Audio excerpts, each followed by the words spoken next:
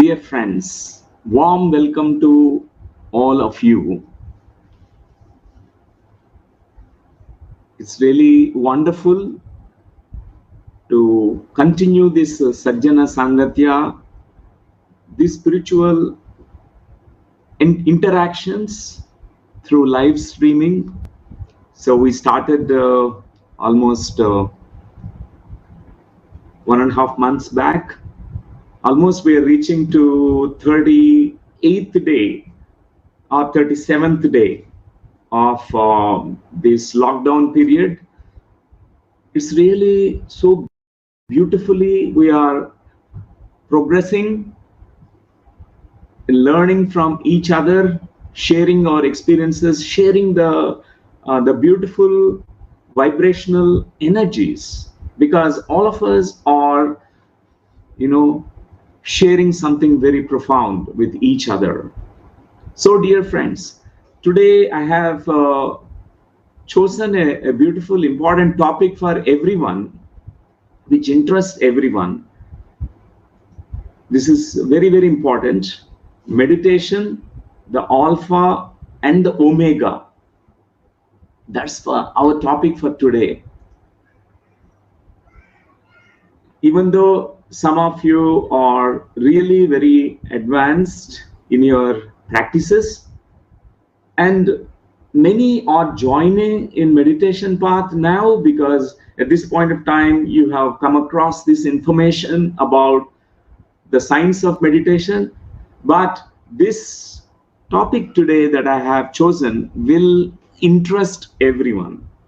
It will definitely help and assist and support each one of you, dear friends. So we all know, being born in India, that it's a great country that we are living in, and a country where meditation is part and parcel of our life. We keep hearing this word, dhyan, dhyana, dhyana, meditation. It's the land of Buddha, land of Krishna, land of Sri Ram, land of Shiva, Vishnu, Brahma, and land of wisdom, land of sacred knowledge. So, dear friends, and today it's so important for all of us to really learn about our own divine heritage that we all carrying, being born here. Even though many of the friends who joined from the West, doesn't matter, because right now East and West are coming together. We are all on one common platform. We are coming, and East is learning from the West, West is learning from the East. This is the great times that we are living now. It's an interesting times. So meditation, the alpha and the omega. It means it is A to Z about our life. If we want to really lead a really beautiful life, if we want to really live excellently, if we want to live really joyfully, wisely, or with a lot of holistic way in our life, definitely we need to understand something about this meditation, which can bring to us alpha to omega. It will take us from the A to Z, starting from the alphabets A, to aha, means almost to the very end. That is the beauty of meditation, because somewhere our quest begins to know the answers. We want to really understand about our life. We want to, more we understand, about our own life, more we really create peace, more we create joy, more we really live and flow in our life. It's so important, dear friends, to really create this kind of joyful states in our life, which is possible when we really understand about this science of meditation. And just meditation is enough. Meditation practice is enough. That's what is our topic today. And in India, we keep hearing about the great masters like Buddha. When we think about the word meditation, what comes to our mind, an image comes to our mind is Buddha's image. We'll not get any other image. We immediately remember Buddha. Meditation, we equate, we almost like represent meditation means Buddha. Buddha is meditation, meditation is Buddha. That's all. That is what throughout the globe, we all know that. Everyone, whoever thinks about meditation, immediately Buddha comes into their mind, into their heart. Because it is so true. If I want to learn flute, how to play a bamboo flute, I have to go to a master who can play a very good flute. If I want to learn about tabla, mridangam, some kind of percussion instruments, I have to go to an expert. Whoever is an expert in that field. Not all the musicians can play all the instruments. There are experts. So in the same way, meditation, we have to go to an expert. Whoever is really reached to pinnacles, reached to the excellence, reached to the heights, none other than the Grand Master Buddha, the awakened one. Why we should do meditation practice?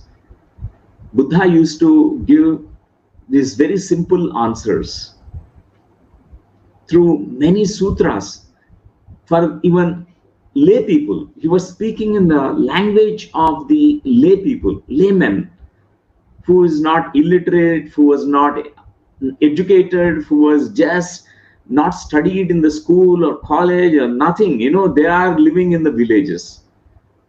And he was speaking in such simple words. That is the beauty of this master Buddha. Sharpening the saw. This is what commonly Buddha used to explain. If you are, cutting an old dried tree to make firewood with a saw which is not sharpened, you may take 1 month time to really cut that dried tree, to cut the branches and to make the firewood. You may take almost 30 days.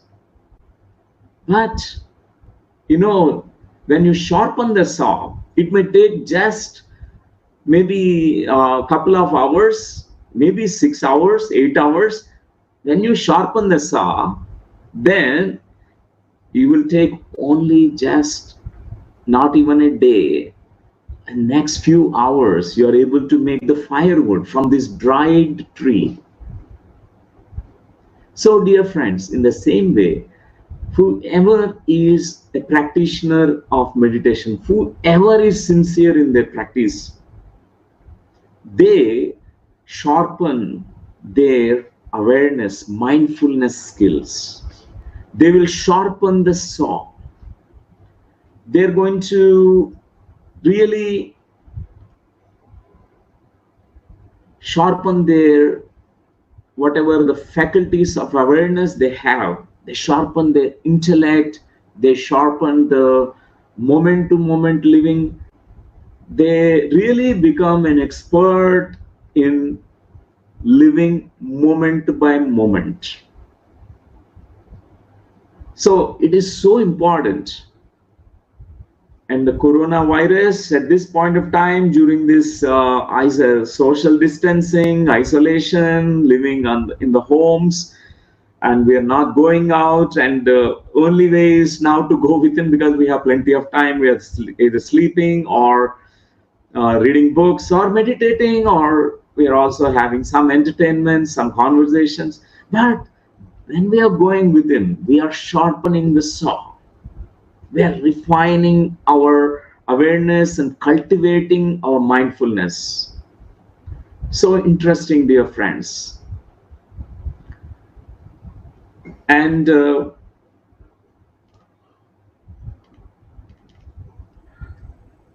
during the times of Buddha, Buddha has given so many beautiful practices to all people. And he was inspiring. He never said that don't depend on me. And he's really a revolutionary spiritual master. We can call him truly a master. Why? Because he is chopping all the dependency. He told everyone that if I could become a Buddha, an awakened one, an enlightened one, why not you? You practice whatever I have practiced. I'm offering to you. This is what I practice. I practice anapanasati. I practice mindfulness. I cultivate the mindfulness practices. I daily practice it. I live this wisdom. That's what Buddha was telling to everyone. He never told to people, now you are my followers. You remain my followers. He never said that. He's the first, history, first one who really clearly said, voiced it out. He said, if you meet Buddha on the road, kill him. It does not, he was speaking in a metaphorical way. He's not speaking in a literal sense. He's saying that don't become dependent, clinging to the guru. If Gautama Siddhartha could become a Buddha, why not all of us? Why not you? Why not everyone else? Everyone has the same possibility. Buddha talked about it. Of course, the last sutra he delivered just before Mahaparinirvana that happened. He vacated the body and he delivered the last sermon, last sutra. He said, Apo Dipo Bhava. Be a light unto yourself. Be a Buddha. I showed you the possibility. I showed you the practice, how to reach. These are the steps. This is how I reached, climbed the steps, the ladder to reach to my own inner awakening. The same way you can also do. This is what Buddha said. So, dear friends, most of the times we don't do that. What we do is we become so dependent, addicted, and to the guru. We worship the guru. There's nothing wrong in worshipping, having reverence and all that. But we put the guru on a high pedestal. We go on praying to the guru and we go on touching the feet of the guru. My dear friends, you don't need to touch the guru's feet. If you want to touch the feet of anyone, it's better to touch the feet of our mother and father, because they are the ones who brought us into this world. Buddha was completely against this kind of practice where people worshipping and putting the Buddha on a high pedestal. He was always talking about, if I could become a Buddha, you also can become a Buddha. Before me, there were thousands of Buddhas. in the past existed. After me, there are going to be thousands of Buddhas going to come. And now, along with me in the Sangha, there are thousands of Buddhas. You also can become an awakened one. And he was always directing everyone to the practice of meditation. So in India, if we notice, or in the world, even it's the same thing around the world. After the master, whoever is the master, delivers the teachings, the wisdom, and suddenly we forget the teachings, we start actually worshipping the master. And now the same thing happened in Bangladesh, same thing happened in the West, in all the countries. We go on now praying, worshipping, and chanting the name of Buddha, chanting the name of Jesus Christ, chanting the name of Allah, chanting the name of Prophet, chanting the name of Guru Nanak Ji, chanting the name of Lord Krishna, Rama, and all of that. But never all these masters were asking us to pray and worshipping them. They'll be feeling really very sad to see that. For example, if I want to learn meditation, okay, if I go on now chanting meditation 72,000 times per day, around 40 days, maybe I complete 50 lakh times chanting the name of meditation, do I get meditation? Think about it, dear friends. Do I really can become a meditator by just chanting the name of meditation? Dhyan, meditation. Can we all become Buddhas by chanting the name of Buddha? Buddha, oh Buddha, Buddham Saranam Gacchami, Buddham Saranam Gacchami. Do we really become Buddhas? Do we become really wise by chanting the name of Krishna? Om, Hare Krishna, Hare Rama, Hare Rama. Do I all really understand about what really Krishna talked about, what he offered through Bhagavad Gita? Can we really become wise? Not at all, dear friends. And we really must understand this. For example, if I want to learn cricket, if I say, Om Sachin Tendulkaraya Namaha, Om Sachin Tendulkaraya Namaha, Om Sachin Tendulkaraya Namaha, Om Cricketaya Namaha, Om Bowlingaya Namaha, Om Battingaya Namaha, Om Fieldingaya Namaha, do I get cricket? No. We can be inspired by this master, little master, cricket champion, Master Sachin Tendulkar. And we have to practice, go to the field and practice playing cricket. In the same way, we also need to do the same thing in spirituality. That's why I call spirituality without scientific temperament, we are blind. Without scientific temperament, spirituality becomes very blind.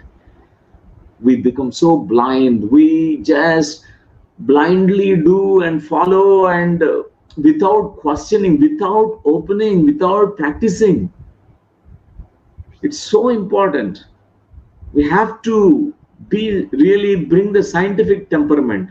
If we look at all our scientists, whether it is Isaac Newton, Albert Einstein, Faraday, or Thomas Alva Edison, almost hundreds of discoveries. Thomas Alva Edison just is a uneducated, illiterate also. He was staying in the home. He was conducting so many experiments. He learned science just like that, just like fun. But he developed such a keen interest. Later he discovered so many things. Even the same case with Faraday. Same case with Albert Einstein. He was failing in certain subjects.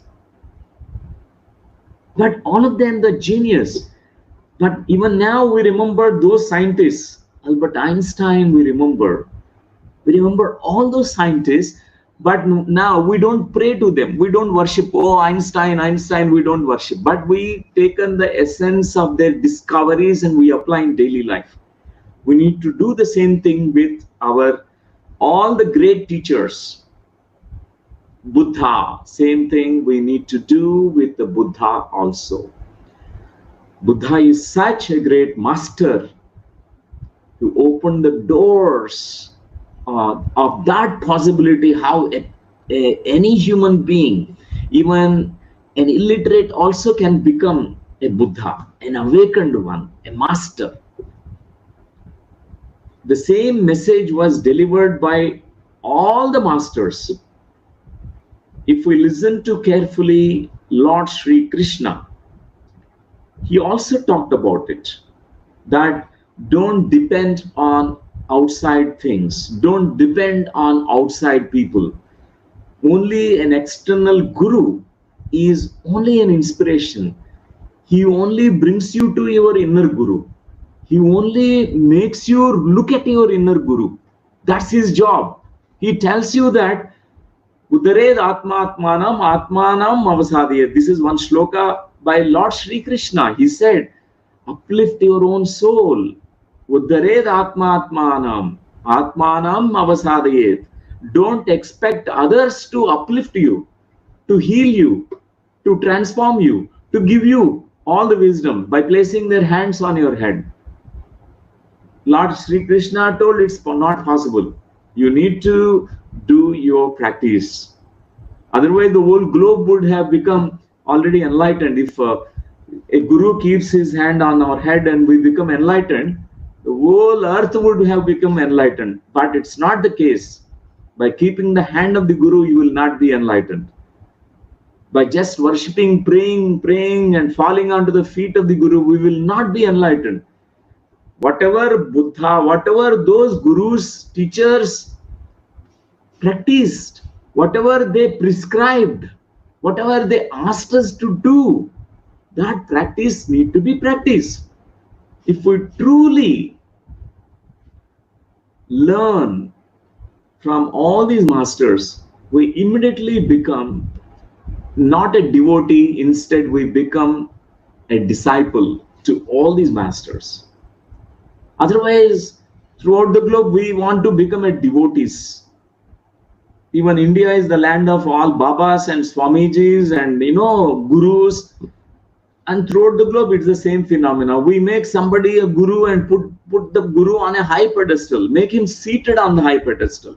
And we always think so low about ourselves. And how can we ever reach to that state? Then we only admire, oh Guru, oh Guru.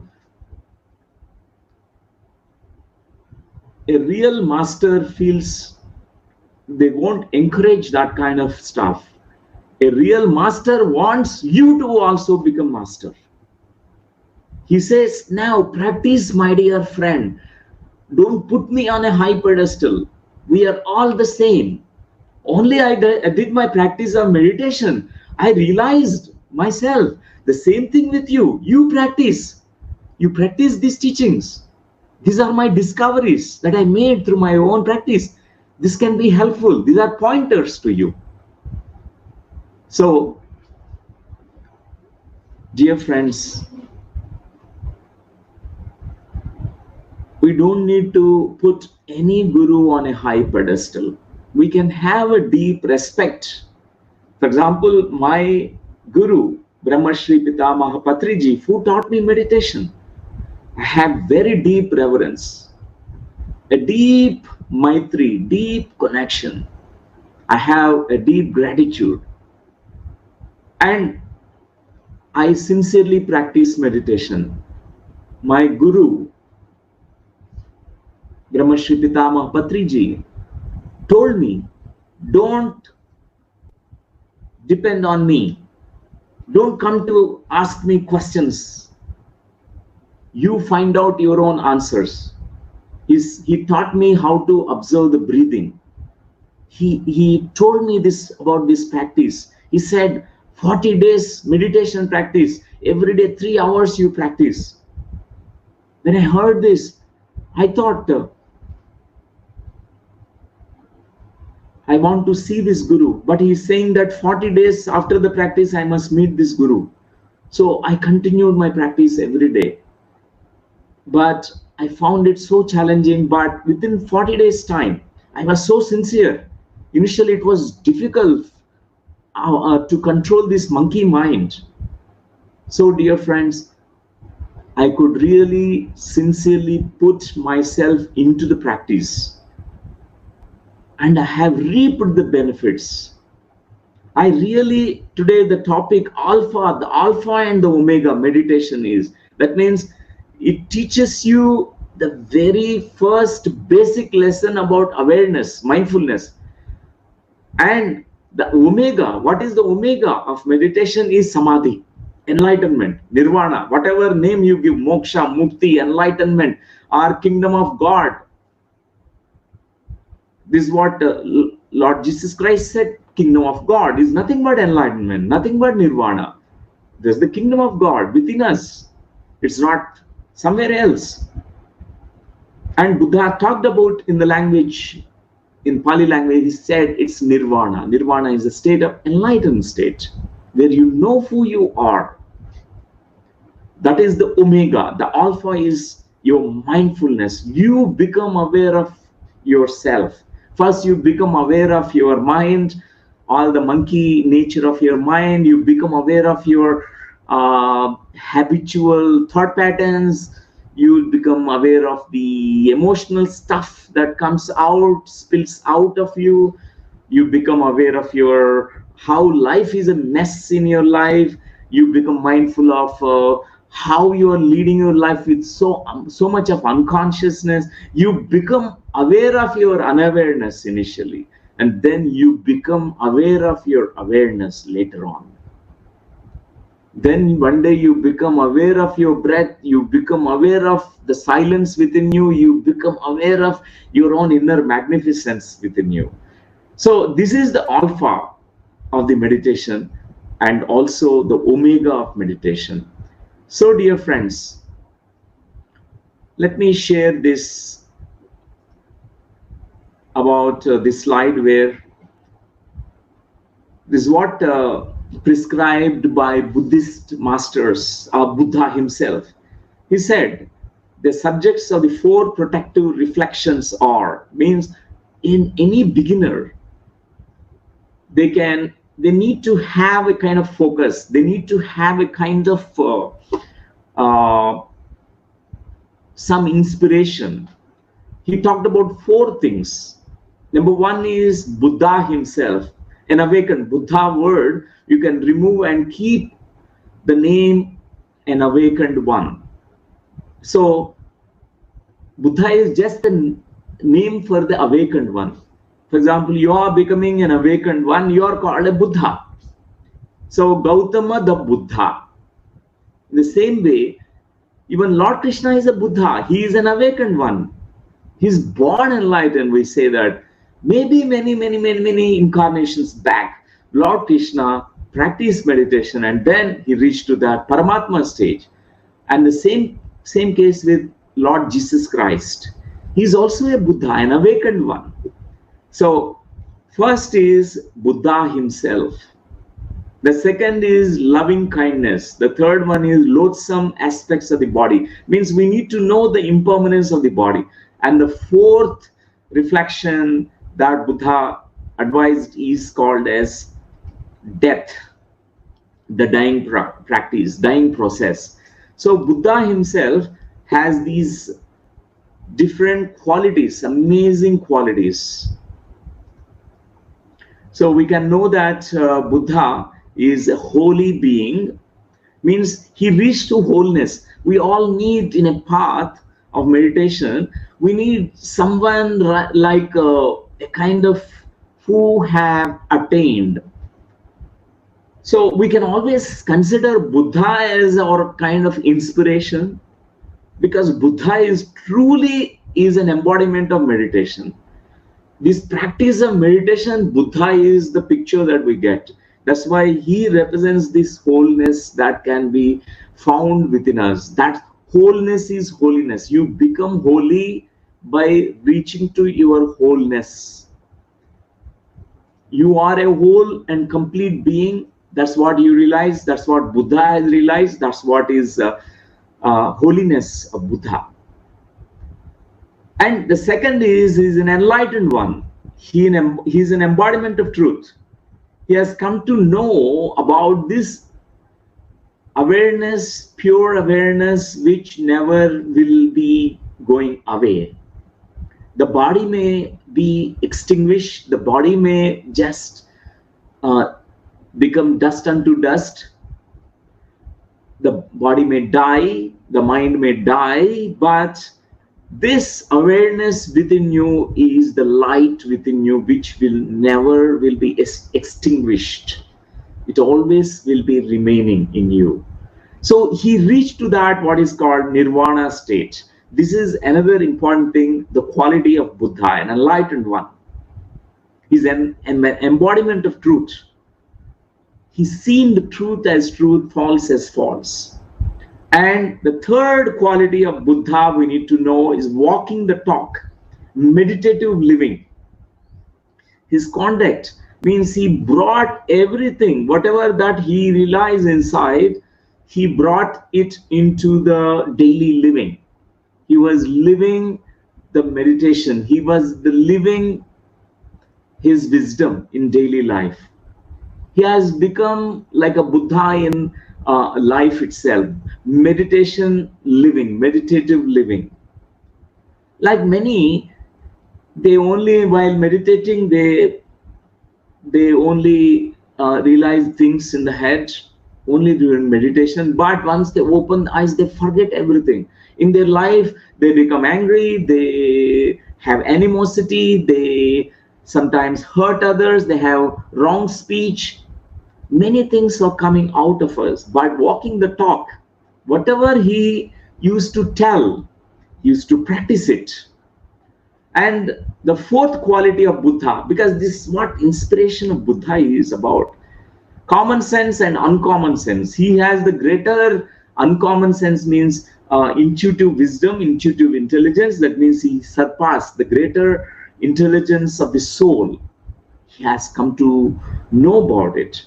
And also he always carried the common sense. What to speak, what not to speak.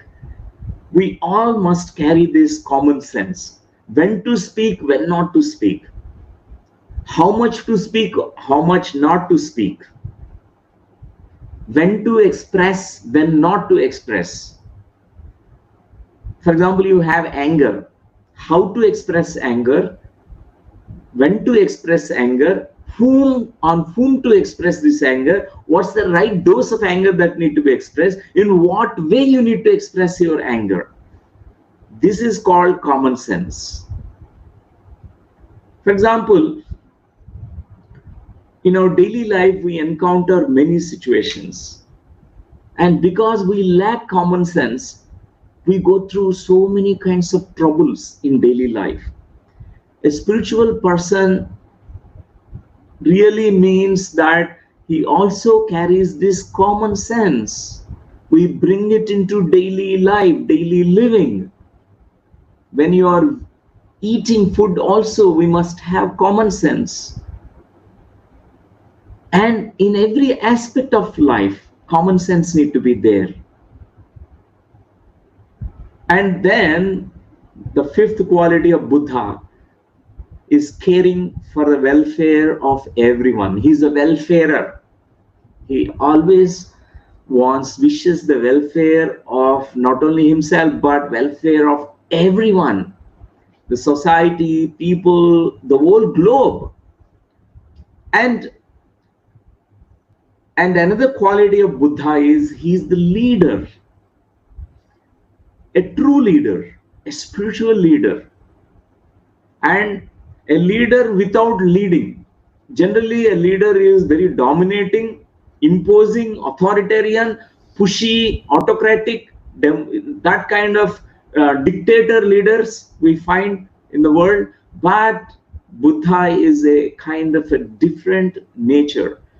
He's always leading without leading, because he always empowers, inspires, whoever comes to him, he makes everyone a leader. He has become a ladder to everyone. A true leader becomes a ladder. That's the really the true meaning of leadership means. He is guiding without guiding. He is empowering without empowering. Without saying any word, he is also communicating with people. Look at the ancient times, the Buddha's time.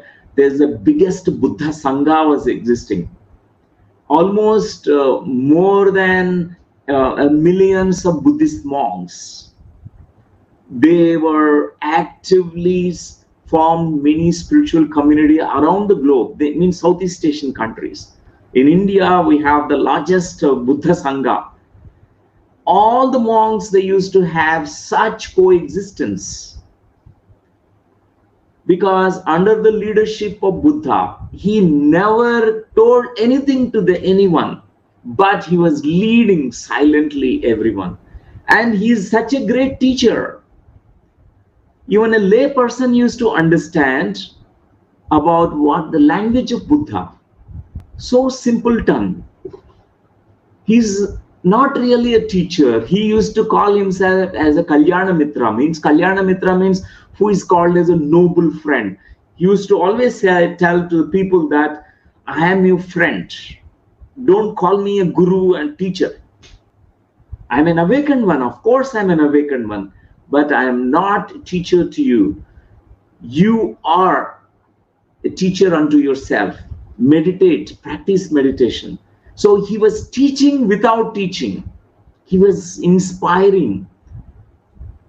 He was really set an example to even to the whole globe, even the modern community, modern society, even today, current times, this Yuga, particular time period, Buddha is always such inspiration, such role model, such an example.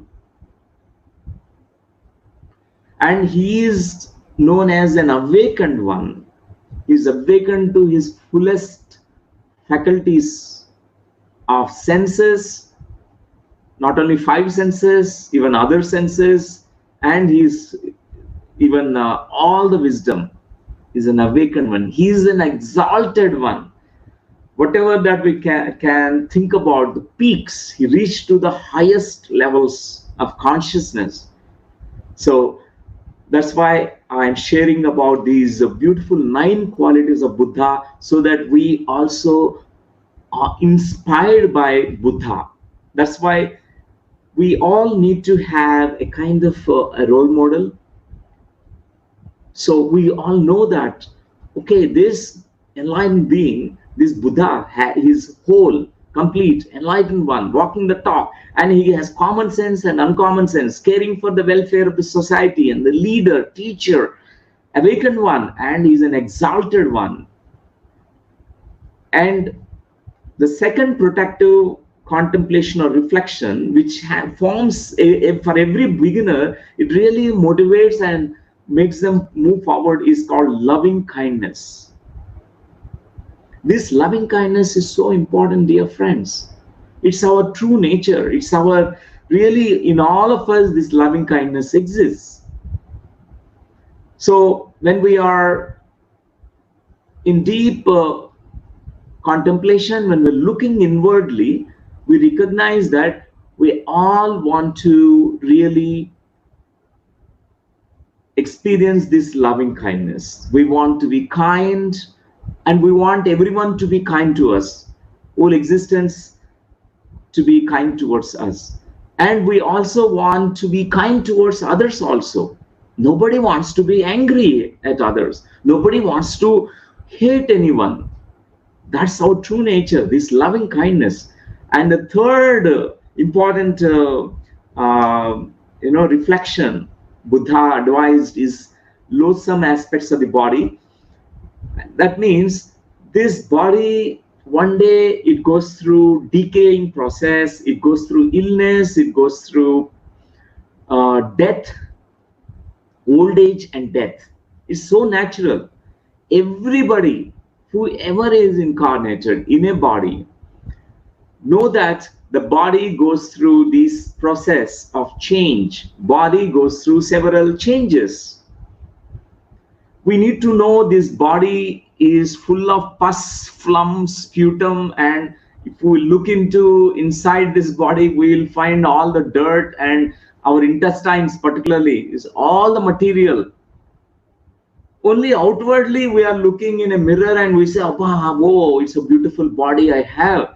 But if you look inside your intestines and everything, look at your body, then you understand, oh, this body one day will be gone. But before I am gone, before I vacate this body, I need to know myself. This is so important. That doesn't mean we need to hate this body, dear friends. We need to know that this body will be dropped one day. We are not going to live forever here. This body is our vehicle. This is a temple, definitely a temple. We respect it, but we need to develop this deep insight, understanding that this body is my temporary vehicle. This is a kind of temple. One day I have to leave this body. We need to know. And the fourth thing is about the death, which is our constant companion, inevitable. Whoever is born is going to die. That death need to always be your constant companion. We need to live as if this is our last moment. When you are meditating, that day we must really meditate in this way. That's what Buddha used to tell. Meditate as if you're not going to exist the next hour, next day. This is your last day, your final moments. Meditate. Then what happens to the quality of your awareness? When you can live as if it is your last moment, last minute, last hour, last day of your life, you live so fully, dear friends. That's what Buddha was always asking us to reflect on. This death does not mean that you need to fear about the dying process. Buddha is saying that develop deep understanding about death. Buddha wants us to know that before death touches you, you understand what is deathlessness in you, so that you are an eternal speck of consciousness which will be gone. This body may be gone, but you will never be gone. So, dear friends, Buddha is our great inspiration, the greatest inspiration, because he represents meditation. The only one and only one Buddha, the Gautama Siddhartha, who has reached to highest peaks and pinnacles. He is our inspiration in the past, in the present, even in the future. And the whole world also turns into Buddhas. One day or other, everyone will become a Buddha. Everyone will be a Buddha, because meditation now, everyone is opening themselves to learn, practice. They want to practice meditation. They're opening themselves to understand about this life, their life. And dear friends, Buddha, through his simple practices, what is called Anapanasati meditation, watching the breath, he learned so many things. He was the enlightened one. His quest began to know what is dukkha, why there is suffering, what is the cause for suffering, because without cause there is no effect, there is no suffering. He thought about this, and his quest began to know what's the cause for suffering. That is what is called scientific approach.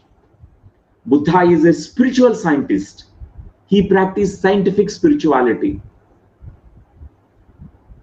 and he was experimenting, exploring, experiencing, enlightening himself, and enjoying all that wisdom that was unfolding from within.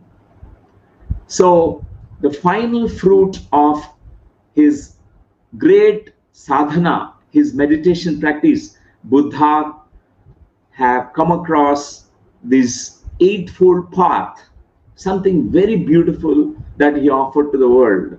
He said, shift yourself from wrong views to right views,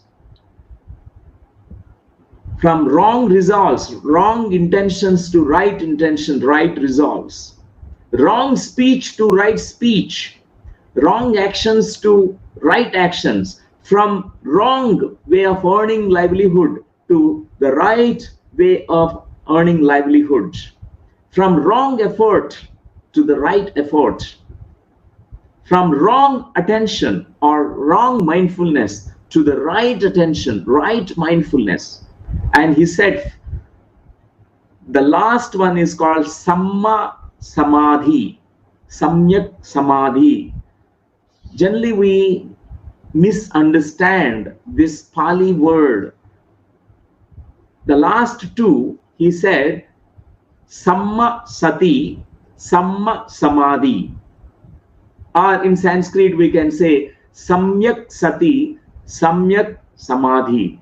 We have misunderstood as something different, but here, if we rightly understand the Buddha's expression, what is he really communicating with us? He was talking about right attention, right awareness, right mindfulness practices, and right meditation also. Why he is insisting on right meditation?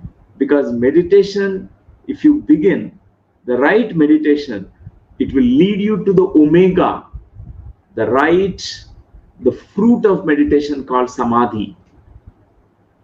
Through right key, and the key is going to be opening the doors of wisdom. So it is so simple to understand, my dear friend. This is what Buddha prescribed. He said, this is what we need to bring it into daily life. Shift your views. The way you look at your life, have right views. Don't be panicked in the corona COVID-19 situation. Have right views about the current situation in the world. If coronavirus, it goes away, another virus comes. We don't need to live with a fear. And we need to live with awareness, mindfulness. Right now, we are staying at home so that community spread is not going to happen. And through meditation practice, we are slowly transcending this fear. We are viewing this situation that to cultivate our mindfulness, to also increase our immune system, to raise our own personal immune system. We are doing that right now. So right views we need to know, because even this situation, all the dangers can make us stronger people. That's the right view. Every threat is an opportunity. Every danger is opening a door for a new possibility. And right results we need to have, right understanding, right results, right intention, samma sankalpo. Have right intentions. Don't always wish bad for other people. Wish good for everyone. Always we must have right intentions. We must not feel greed for things. We must not say my company must go up and other companies must fail. Not at all. That's a kind of wrong results. It's a wrong intention. Even wish good for others, meditation also. Don't feel jealous. Others are opening the third eye and evolving. They're becoming enlightened. Wish good for everyone. That's the right intention. Right speech. We need to develop the right speech, dear friends. This is so important. The Buddha emphasized on all these minor, small things. These small things are big things. Wrong actions to right actions. He said, right actions, right actions. Always your action must be any effort that comes out of you, any action that's coming out of you. It must be not hurting others, not violent action, not violent behaviors. Your conduct must be right. It must uplift and inspire others. Even right livelihood, right kinds of wholesome effort. There are unwholesome efforts. We don't give our best any given point of time. We must give our best any given point of time. And then right mindfulness. We're going to talk about this today. Right attention, right mindfulness, right awareness, how we need to live mindfully every moment. Right meditation also. What is this right meditation? We're going to talk about it, dear friends. So, has not Taoism repeatedly stressed that easy is right, right is easy. Easy is natural, natural is easy. Natural is right, right is natural. Keep to the easy, keep to the natural, and you will always be right. Stick to the small things. This is what the ancient Chinese wisdom, Lao Tzu, Chuang Tzu, these masters were talking about. Confucius. So, easy is right. So, breathing, breath practice is easy. It is right. Right is easy. Easy is natural. So, it is so natural. Your breathing is so natural. It is easy and it is natural. It is also right. So, when you're practicing something like that, you will always go in a right direction. We don't need complicated methods, dear friends. We don't need to go to Himalayas to be really practice mindfulness or practice meditation. You don't need to move out of your home. Your home is your ashram. Your breath becomes your guru. Your breath is your guide. Buddha said about it. Buddha said, your breath is your guide. Don't think about me. Forget about all the Buddhas. Forget about all the Krishnas. Forget about all the Christs in the world. Forget about every guru in the world. Meditation is actually not contemplating anything outside. Meditation is you follow your breath. Your breath is the natural guru, guides, your companion, your friend from birth to death, which is accompanying you. So, my dear friends, meditation is alpha and the omega. When we say that, it means it really from the body and the mind and then intellect and the soul level. At all levels, it benefits us. In the body level, you become really healthy in your body. You really become well-being. You create well-beingness in you through meditation practice, through simple practice of breath watching, breath awareness. And mind, your mind becomes so peaceful. You achieve mental peace and you can enhance the powers that you have in your mind, like mind mastery. You really have great memory power. You have ability to focus and concentrate on things. You can do so many things with this mind. You become the master of this monkey mind. Real troublemaker is this mind. You become the master of it. And then your intellect becomes sharp. You know what is right and what is not right. This intellect in Sanskrit, it's called buddhi. Our buddhi becomes matured buddhi. Before it is like a bud in the form of a bud. Now this bud has become a flower. Your buddhi is now opening all its petals. A matured intellect, you know what to do, what not to do, what to speak, what not to speak, when to speak, when not to speak, what is dharma and what is the adharma, what is nitya, what is anitya. You will come to know everything about it through your sharpened intellect. And at the soul level, this is called omega. Omega means almost like at the soul level, you reap all the fruits. Like one is all the experiences of the soul, which finally results into your enlightenment or nirvana. That's what is the soul level that happens through meditation practice. So, my dear friends,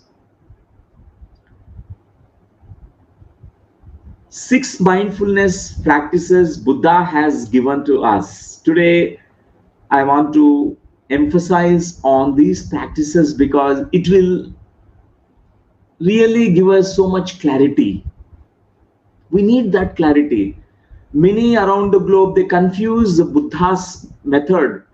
They think that they're always watching the body sensation. They think that they're practicing Vipassana. They're not practicing Vipassana. They're all practicing only body awareness, Kayanupassana. Kayanupassana, they think that it is the Vipassana. But Buddha insisted upon reaching to Vipassana state. I tell you this steps that Buddha explained. The first thing is called as Anapanasati, mindfulness of your breathing. Anapanasati is the Pali language, which means ana means in breath, pana means out breath, sati means the process to be one with, the process of observing your in breath and out breath. For example, you are sitting comfortably, you are noticing the breath which is going inside you, the breath which is going inside you, and the breath which is coming out of you, out of your nostrils. This just simple practice is called Anapanasati. Buddha said this is how you must start your meditation practice. Very simple. And then Buddha talked about Kayanupassana. Then you go into different stages of what is called as minor observations, mindfulnesses. Like second is called Kaya Anupassana. It means you observe what is happening in the body, because huge cosmic energy enters into your body when your mind is becoming empty, because you're observing the breathing. And what happens is this energy moves through all those energetic circuits in your body. We have 72,000 etheric nadis, etheric tubes, through which these energy currents flow through. Wherever there are blockages in the nadi system, you get certain sensations. In certain parts of the body, you get painful sensations. Certain parts of the body, you have pleasant sensations, pleasant and unpleasant sensations. This Buddha called it as Kayanupassana. Third one is called Vedananupassana. Not only you have physical sensations, you have feelings coming to you. For example, you have pain in your neck, you feel so much, the feeling that it is so heavy, and you feel incapacitated, you feel there is a lump in the throat or something stabbing pain coming to you in your stomach when you're meditating, an unpleasant feeling, or some pain that is coming to you in your backbone, which is like excruciating back pain, as if your backbone is being crushed by a stone crushing your vertebral column. That is the feeling that you're getting. You notice it. So there are pleasant feelings also we get. This entire thing is called Vedananupassana. And the fourth one is called Chittanupassana, means you now have these thought forms, memory complexes coming to you. beliefs, thoughts, memories coming up and going. You remember so many memories from childhood. You remember certain thoughts are coming. The thoughts about your childhood, the happy childhood memories, or thoughts about your childhood when you felt fearful or sad, and all these things coming. A brief observation and mindfulness of these, all these thoughts. The chitta is bringing up all this stuff to your light of your consciousness during meditation. You're going to give your attention to it. And then the fifth one, he said, talked about Dhamma Anupassana. Dhamma is called a phenomena that is that you're noticing. One phenomena that you are noticing is called as everything that is rising is also falling. Everything that is birthing is also dying. Everything that is rising, it is also falling back. Everything that is appearing, also it is disappearing. So this is what is the beautiful stage where you understand about the insight of impermanence, anitya. Buddha called this as Dhamma. A Dhamma, an insight arises that, okay, in my body, in my falling, breath is entering into my nostrils, breathing falling, breath is entering into my nostrils, breathing is coming out of my nostrils. Now in my body, pleasant sensations arising and falling. In my body, unpleasant sensations rising and falling. And the same thing with the feeling center, the heart center, the feelings are rising and falling. And the same thing with your subconscious mind, all the memories rising and falling. And you understand now the phenomena of change. Everything is changing.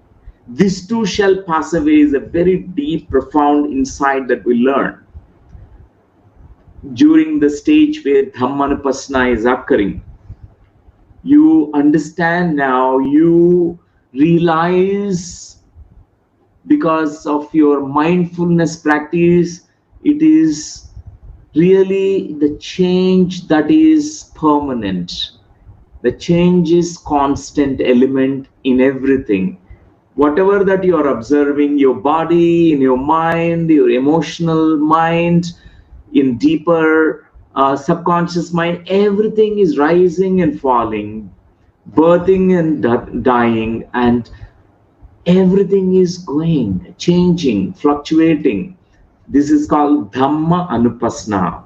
So, dear friends, Buddha was always insisting that first you majorly focus on your breathing, and the rest of all these mindfulness practices are just there comes up. Anupassana means only minutely see that. Don't be caught in that sensation. Don't be caught in body sensations.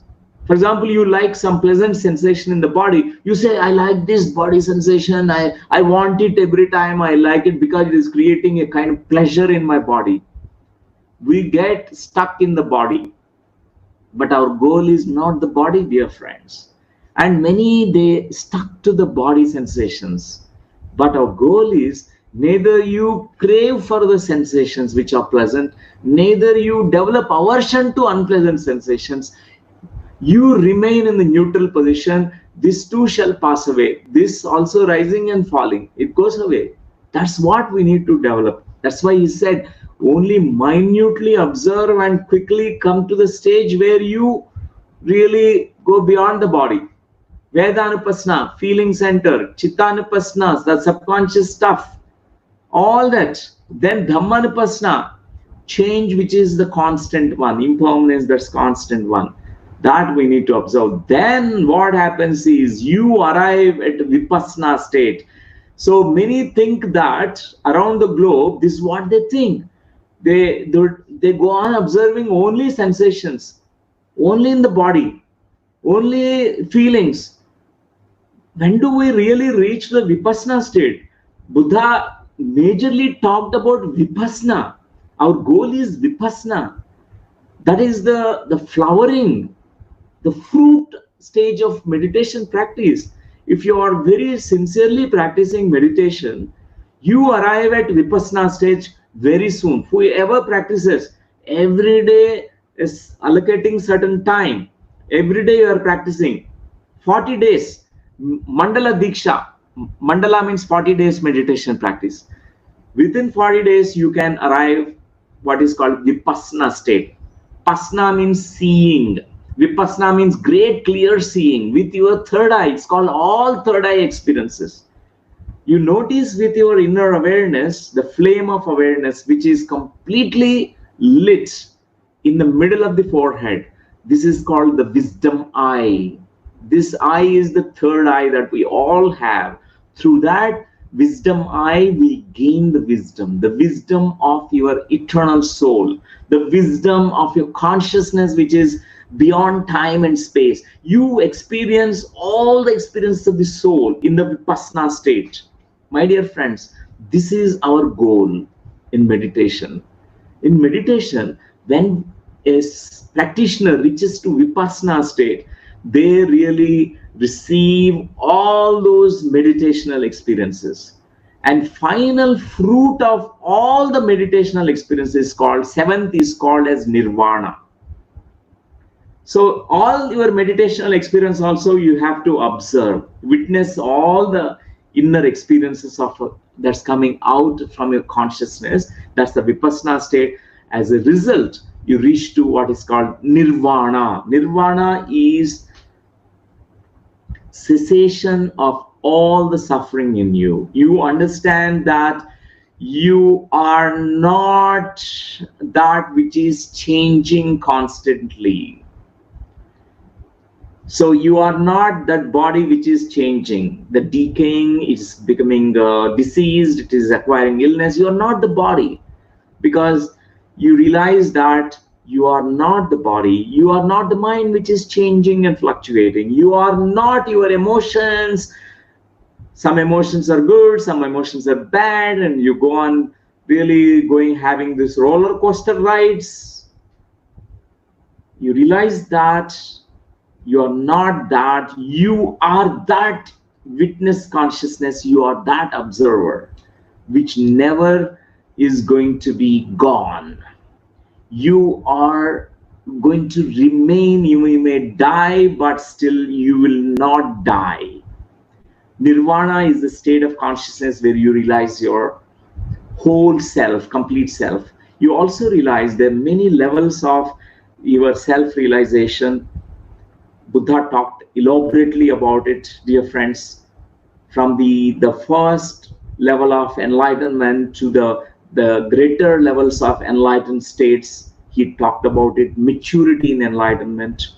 So these 6 mindfulness practices that we observe, these are awareness practices. One is anapanasati, watching the breath. The second is body sensations, only minutely. Don't get only clinging, craving for the body sensations, or don't have aversion to the body sensations. Just be in a neutral state and observe. Everything changes. Vedanupasana, feeling center, feelings come and go. Chittanupasana, memories come and go. It's a cleaning up process. Dhammanupasana, you realize that this is antara suddhi. It's all antara shuddhi, means inner purification. All these mindfulnesses Buddha insisted is all nadi mandala shuddhi. In the words of Patanjali Maharshi, or from the point of all the ancient rishis, yogis, masters, meditators of India, we can say that it is called as nadi mandala shuddhi. That happens when you are observing the breath. Patanjali Maharshi said it is called sukha pranayama. After you practice yama niyama, you reach to asana, sukhasana stage. Asana means don't need to klishtasana, sukhasana. And then pranayama, sukha pranayama is called anapanasati meditation. And then you go into what is called as pratyahara, means inwarding the 5 senses. Then you go on observing. You have an internal focus. You observe what is happening in you, within you, your body, mind, emotional complex, your personality structure. And then what happens is the energy, cosmic energy flows, Nadi Mandala Shuddhi occurs. This what the same Buddha has simplified and explained through this beautiful method, dear friends. Now, let us look at this in the more simple words. Nadi Mandala Shuddhi, the 6 observations that we do in a meditation. First observation that we're going to do is the breath watching. The normal, natural breath watching is called as Anapanasati. Then the sensations rise and fall in your body. Then feelings rise in your body. Thoughts come and go. Memories come and go. That's all the 4th observation. And then 5th is you realize that everything rising is also falling. Everything is impermanent. Then you reach to the 6th observation level, the 6th awareness practice, which is called your own experiences of your inner being, your consciousness. This is called Vipassana experience. Real Vipassana is that. When, as a result of all this mindfulness, you have final experiences of your inner consciousness. Like Buddha talked detailedly about all these Vipassana experiences, like third eye experiences, his past lives, even the clairvoyance, clairaudience, Divya Chakshu, Divya Shravan, so many wonderful things he talked. He said about going beyond time, space, vast expansive time and space that exists beyond this human 3-dimensional system. So that's all Vipassana experience. So dear friends, generally we confuse ourselves with just these 5 steps. Only we remain in the 5 steps. We say this is all Vipassana. It's not Vipassana. It's all inner purification process. Nadi Mandala Shuddhi is your mind, body, emotions, and your personality structure cleaning up. It's all the mess that we carried, all the stuff, dirt, everything that unwholesomeness we carried is purified, because through your act of observation, act of mindfulness, act of attentive awareness, it cleans it up. Then we arrive at Vipassana, dear friends. So another thing is, if we look at how we carry these memories, we realize certain things. Before that, today I'm going to introduce you to a friend, a Sangha member, and who is really sincerely practicing meditation since many years. He is a Sangha Maitreya from QLU Sangha, who came in contact with all the beautiful Sangha members here. And today I invited him to share his experiences. His name is Sankeet. Welcome, Sankeet. Welcome to share your experiences today. It's so wonderful to have you here. Sankeet, I know him since a long time, not only this life, maybe quite many lifetimes, because always we keep meeting our friends again and again. So, Sankeet, can you please share about how meditation helped you, how you began your meditation, some of your experiences that you have got in meditation, how you learned what meditation really, how meditation transformed you. Sir, Please thank share you. some of these experiences. Thank you for this beautiful opportunity. Uh, and it's my first, like, it's like a for lifetime opportunity for being and serving Quantum Life University. I started meditation in 2017 when I attended this Soul Coach transformation program. I can say that life has been transformed. I can say the life before SCTP and life after SCTP. Like I have been with all the Sangha members from past 3 years, learning so much about the meditation on this and also these spiritual sciences. This meditation helped me a lot, like say, uh, transforming myself, seeing this inner self, going, doing this inner journey. I learned doing this inner journey, going within through meditation, seeing my past lives. I know I came to know a bit about my purpose of this life and to overcome my hurdles by acknowledging them, seeing my the darker side of me through meditation. One of my experience, very profound experience, uh, a year back from now, uh, I met with an accident. That was a very beautiful thing that happened, so that I can transform in this year. Like it was a very so. I lost two fingers of my left hand, and like the hand become like this, like a three-fingered hand. So I was very worried what to do, like how, like I was very suppressed. How can I lead a life with these three fingers? Like those are also immovable. So I am in meditating. So I have seen this some people who are like this three-fingered people in meditation. So I asked them, "Who are you?" They said, "We are Gamma stones. We came from the other plane." And they told me like these all things happen in meditation. So they said, "You are from our cult, this earth plane, so that the knowledge which in this earth plane will be transmitted to us. So you are like an antenna, acting. You are like a bridge between this our plane into actually why I'm here, what is the purpose of life, and shedding my all the outer mask. Meditation helped me very much. Thank you, sir, for this Most beautiful welcome. opportunity. And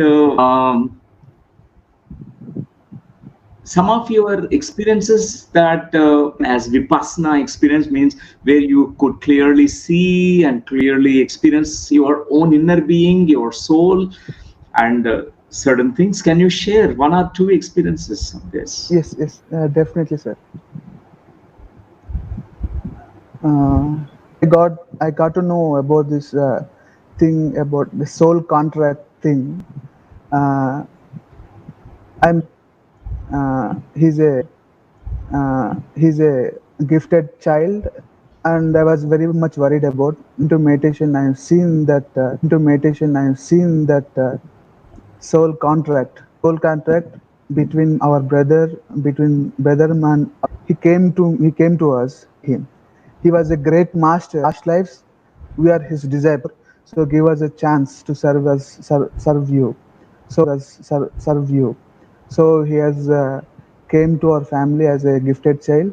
So we are serving. So after this experience, that the thing, that suffering in my heart, so much of sadness in my heart has went away, because because of that soul contract made me so much uh, relief. That is a big relief for me. So I'm not worried with him. I'm so much detached. So the purpose, we have to serve him. I'm serving in that way. That's a very profound experience that came in my meditation, sir.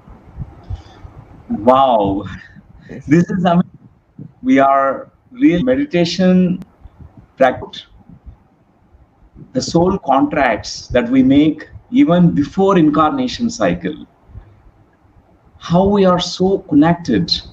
You could understand your connection with your brother, and you could come out of that, whatever the sadness that you carried deep within you, because this is how really meditation can help us. Sankeet, is so wonderful to hear all your beautiful experiences. You are such a master, Thank you, sir. and you are a courageous one, because not only just realizing in your own meditation, but you are able to bring that into daily life. When the realizations that we get in meditation, we bring it into our daily life to really live very peacefully, gracefully, happily and joyfully, mindfully and wisely. That's really we learn. Really, we are the wise beings. You Thank you, sir. really are such an inspiration, Sankeet, for all the youth and everyone around the Thank globe. you. And it's always very a great pleasure. Friends, if you really have resonated with Sankeet, and let's clap. Let's clap for Sankeet. Really, that's really wonderful, Sangeet, for sharing. And I'll come back to you. I'll come Sure, sure. back Thank to you. questions. Okay. Yes, sir. I'll share a few more slides now. Sure. So, dear friends,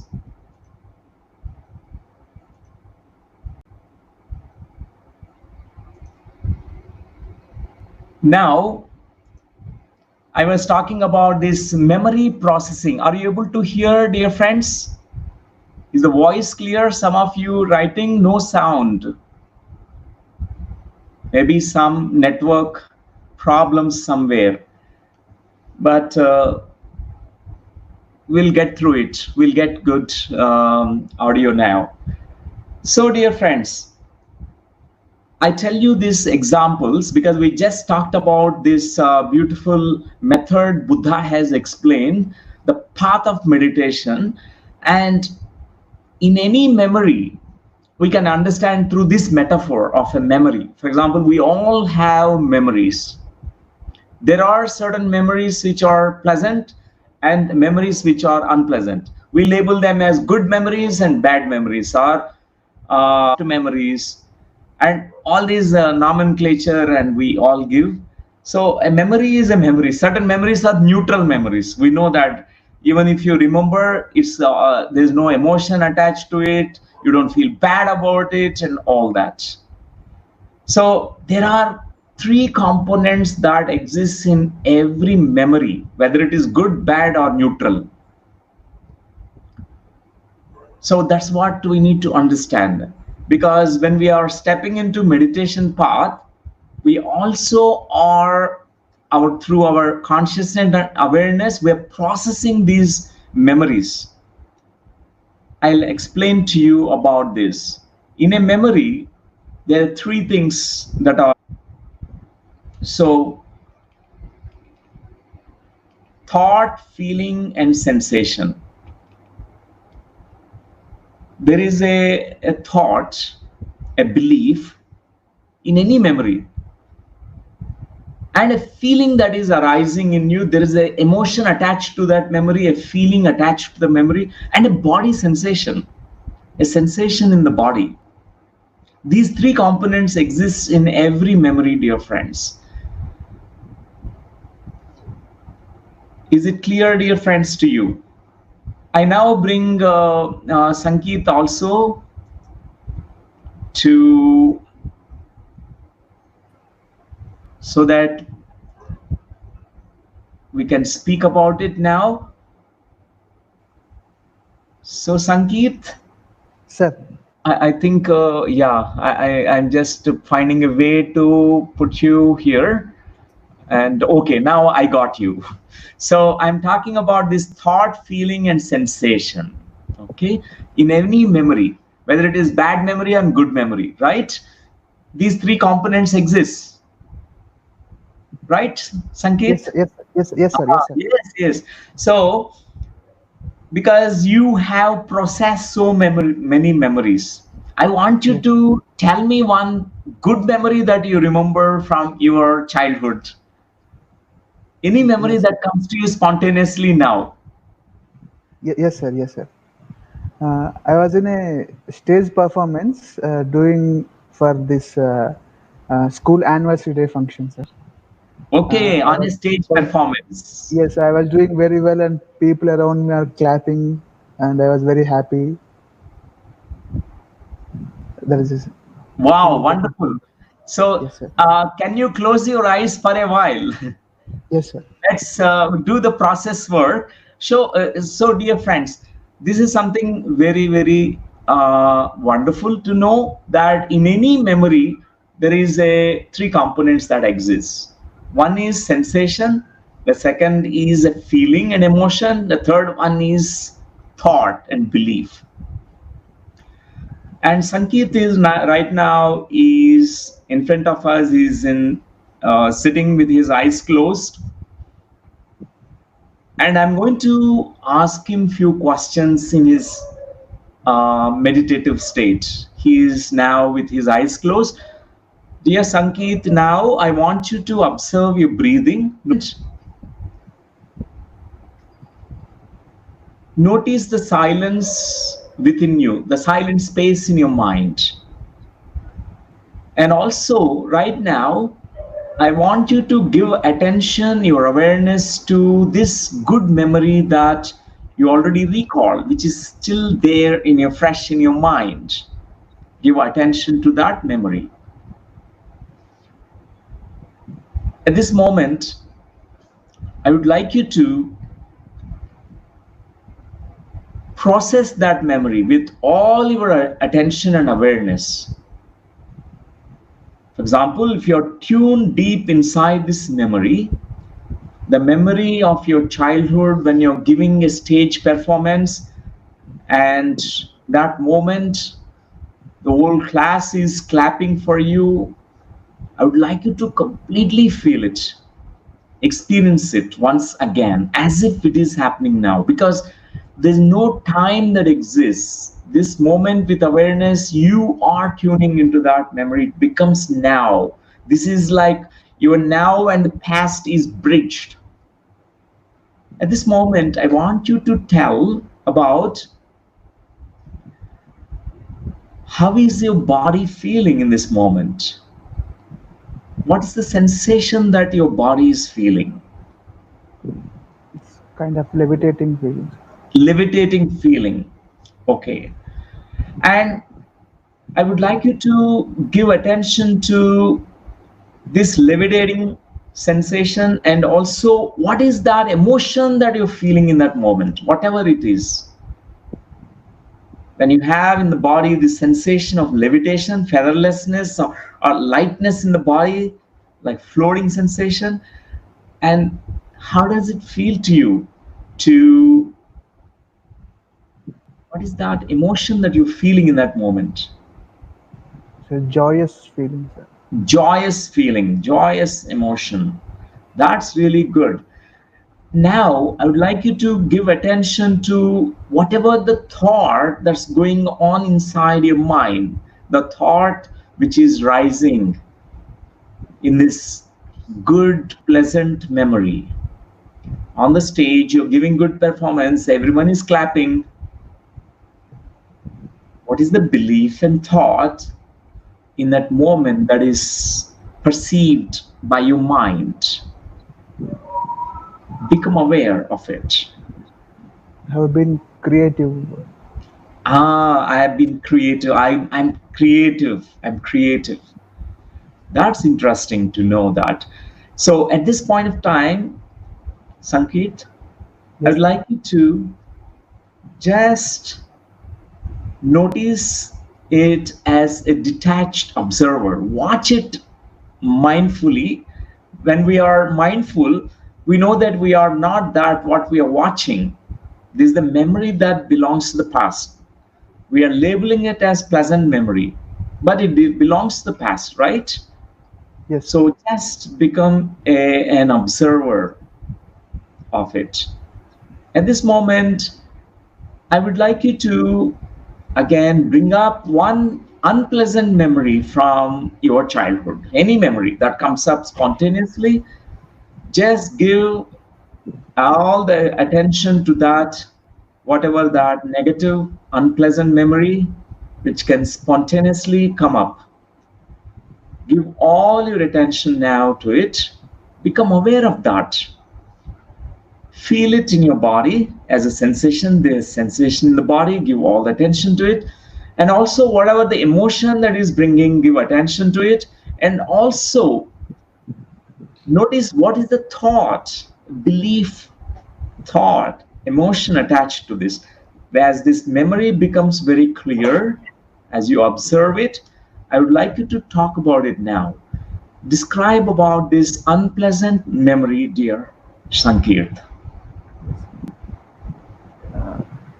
There is a very bad evening. Bad evening. Yes. I was in a tuition. Right. I'm about to. Teacher is asking me question. Unable to answer. He's about to beat me with the stick. About to beat you with a stick and you are unable to answer. He's asking, Yes, okay. sir. And how old, Yes, okay. sir. And how old are you approximately? What class are you studying? That is in my seventh class. Seventh class. Okay. Yes, sir. Yeah.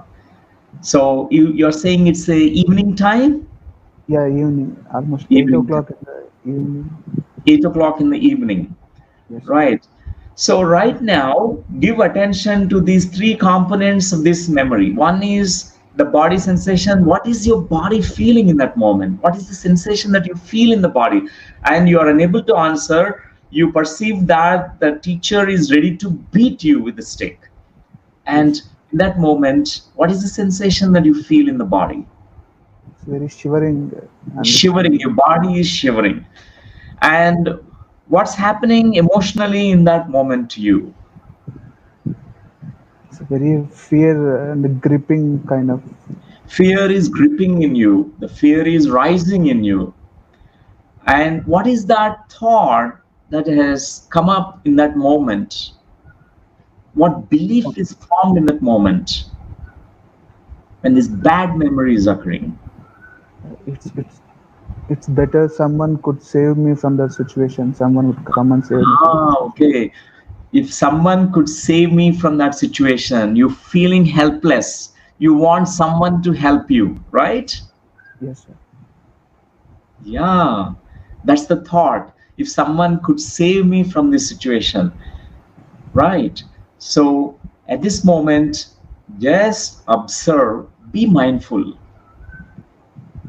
The awareness itself, when you're watching the sensation, emotion, and the thought, and the whole memory complex. This memory is a complex memory in that there is a thought, there is a feeling, there is a body sensation. And now become completely either clinging to the memory nor you are pushing, repelling the memory. You don't need to push away this memory. You don't need to develop an aversion to this memory.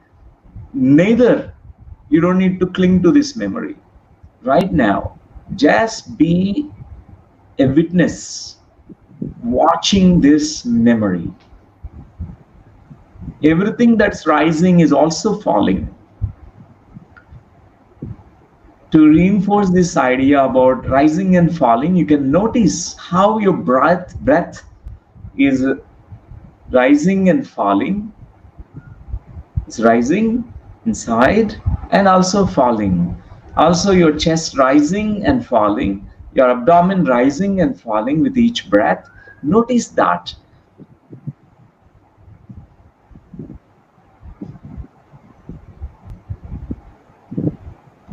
So at this point of time, go beyond good and bad memories. These are the two memories. There are certain memories which are good in your life, certain memories which are bad. And certain memories, neither bad or nor good, they're called neutral memories. So all the memories are just, you can observe as this observer who is a witness consciousness, who is an aware being.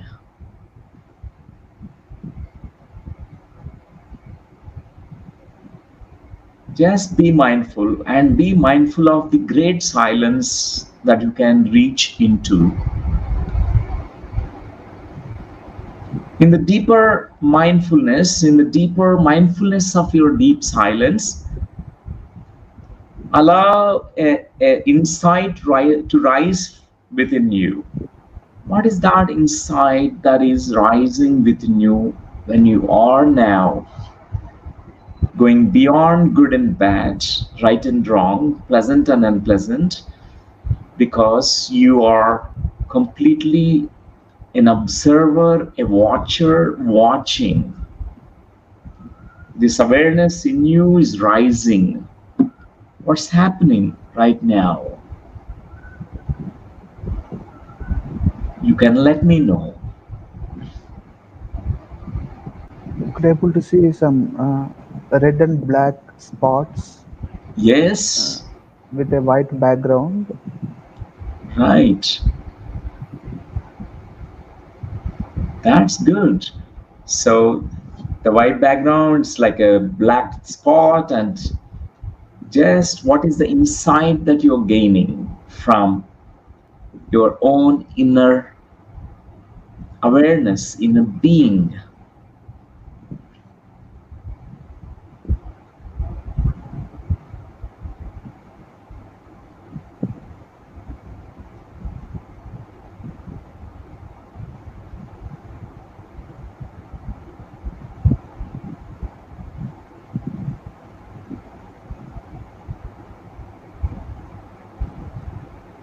So there are both the things, the good and bad in life. Yes, In life, it's all about how to balance right. both. That's very beautiful. That's very beautiful. That's very good. It's how you balance, because they're going to be good and bad situations, memories in life, but we don't need to get stuck between good and bad, but instead take them as just an experience in life. Instead of labeling them, we can take them as insight, dear Sankit. Whenever you're ready, you may slowly come back with opening your eyes. Take your time.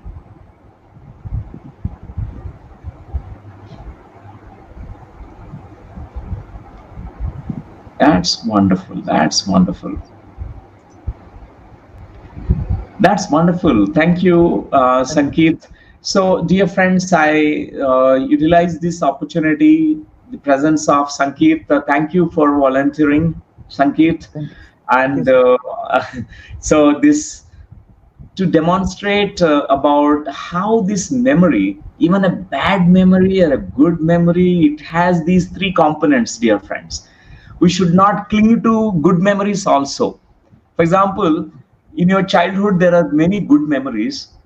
If you're always going on thinking about your childhood, oh, my childhood is golden, glorious, my childhood is so good, and you compare your childhood to now is the worst. You feel so bad. Oh, I'm not living happily like my childhood. And that brings sadness to us. That's why neither good memories nor bad memories, we don't need to carry them, cling to them, or develop aversion towards them. All gone already. Only we are sometimes clinging and craving and attaching ourselves to that. What happens is, in your meditation, this is what happens: sensation, the body sensation, kayanupasna, all the chopping, cleaning, dobi work happens. Dobi work means washing machine experience.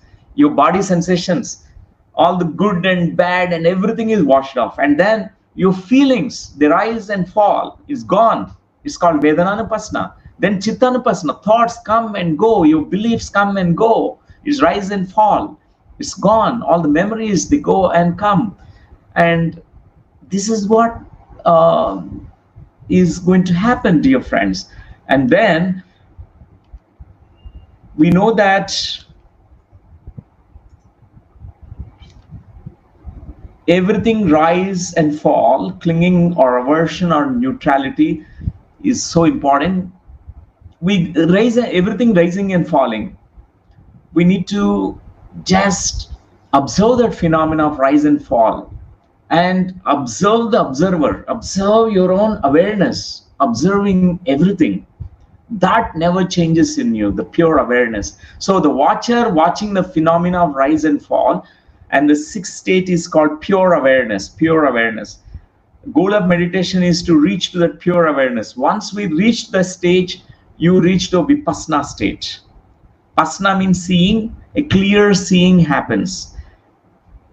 And thank you, Sankeet, once again for being there. And I invite now one more master from KLU. This master is in the Sangha, and Sankeet is his name. Nitin is his name. Hello, Nitin. Most welcome. Good evening to have you here. I want to briefly introduce you to all our viewers and our friends or Sangha members from across the globe. Nitin is a master, a sincere practitioner of meditation, and I met him a few years back. He always liked to be in nature. He is a great lover of plant energy, plants, and he does a lot of seva. Both Sankeet and Nitin, they are beautiful Sangha members. Nitin has certain experiences to share. I want you to share, Nitin, today with all the friends, few your experiences which can inspire everyone. Most welcome to share. Sure, sir. Like, my journey has started in 2017 with soul coach. Like, my introduction to meditation itself is soul coach. Like, I never been into any of the spirituality or anything before. Like, I don't know. After soul coach, my perspective has totally changed. Like, from it's like 360 degrees shift.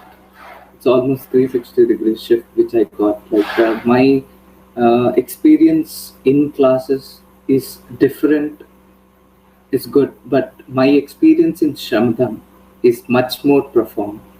It's very good. Like, I explore much potential in that. I lost myself. I would say I merge with this work or the nature, the kind of work in the QLU. Can you speak about the Shramadhan, Nitin? You were talking about Shramadhan, the Seva Yoga. Can you just speak about it? Yes, sir, sure. So, Shramadhan is a Nishkam Karma Yoga. It's a Seva Yoga, which we do have in Soul Coach and in also Maitreya Pudra transformation program. In both, we do have Nishkam Karma Yoga. The importance of Nishkam Karma Yoga, as it has said in Gita, Bhagavad Gita by Lord Krishna himself, and so also mentioned it a lot of times in these classes and in his classes too. It's like when we do without any expectations, you'll feel the joy. Like, you'll be in that moment. You don't have nothing to do. Like, nothing is doing. It has been being with that state, being in that state, and one with that. You're now giving. You feel abundant now. Like, you have much. You have taken a lot. Now it's time to give. You're filled. That's what I felt when I'm doing this Shramadhan or Seva Yoga, Nishkam Karma Yoga. We do have Seva with, I do, like mostly I resonated with plantations, work with plants and Goshala, and other things also, like toilet cleaning. There are lot many things we can do in Shamdani. Yeah, that's my experience. Like feeling abundant and being state is my experience over there. So, Nitin, tell me about your meditation practice.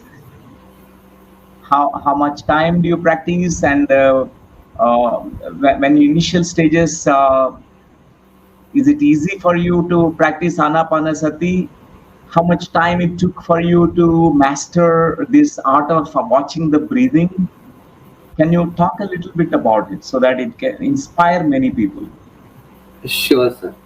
Um, Surprisingly, from the very first day, like I saw I could go little behind coming into soul coach. So I need to tell people my experience about the inner child program, which I saw, like many of you who is seeing this for the first time. I saw a video of inner child which Dr. Lakshmi ma'am has spoken about. Then I realized that I do have a lot of mass, or lot has been suppressed. So I like that, and I did meditation while ma'am was guiding then and there itself. Like I connected to a issue, like I went very deep inside in the very first minute. So I'd like to say to all of you who are being there here for the first time, it's nothing very difficult. Like you will connect to it. It's very easy. Just observe it. Observe the breath. We think it's like our mind says that no, it's very difficult. We need to sit, but my experience says that no, even if you don't know anything, you can connect it very easily if you have sit for a while. You need to, yeah, initially your body might need to adjust a bit, but once you keep on practicing it, you'll get to adjust to it. And about my daily practice of it, I started from the very first day itself. I sat around 45 minutes in the very first time, and from then on, I'm doing it every day. It's been almost 2.5 years uh, till now.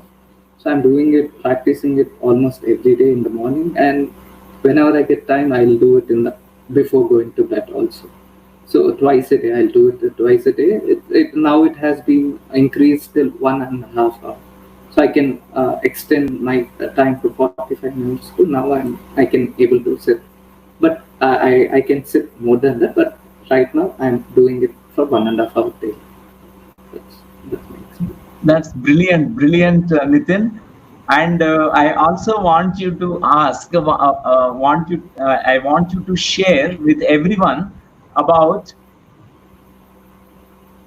what books to that you recommend, because you are a voracious reader of books. That's how you always update your also knowledge and many things in this path. And can you recommend some books that you personally liked? Yes, sir. I do like a lot of books. Like my first book I read was like Many Lives, Many Masters by Dr. Brian Weiss. So somehow I had that fascination towards life between lives, past life. So I read a lot of books from that genre, but I do read other books like Four Agreements, Toltec Wisdom. That was a wonderful book for everyone. It's nothing related to spirituality, or it's like it's a simple four concepts. Like it's very simple. Everyone in life, if you follow that, that's it. You'll be transformed. Your life will be transformed.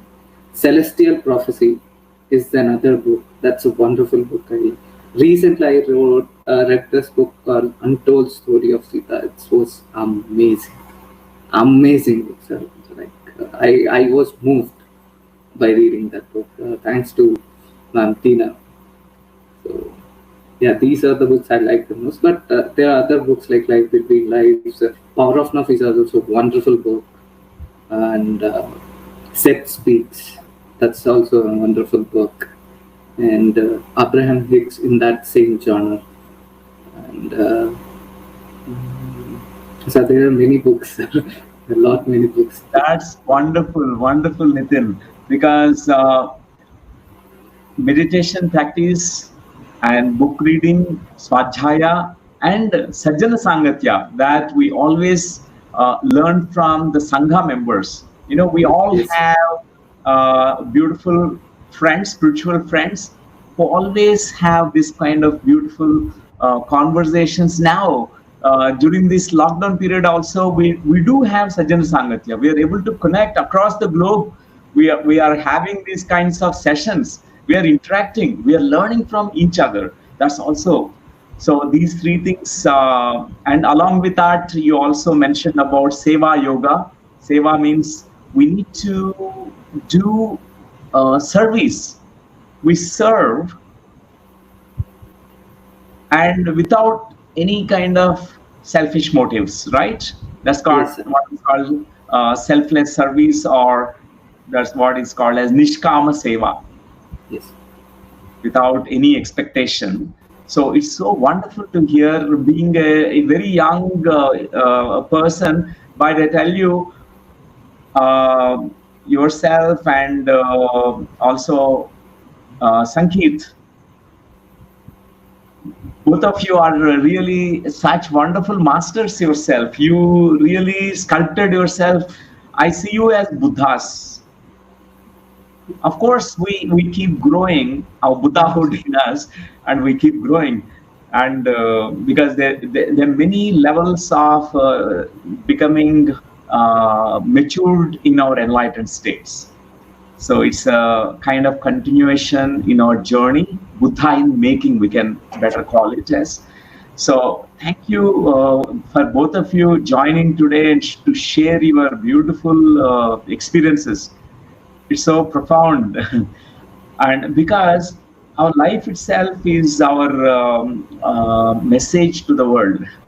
How we live our life, that can inspire so many people.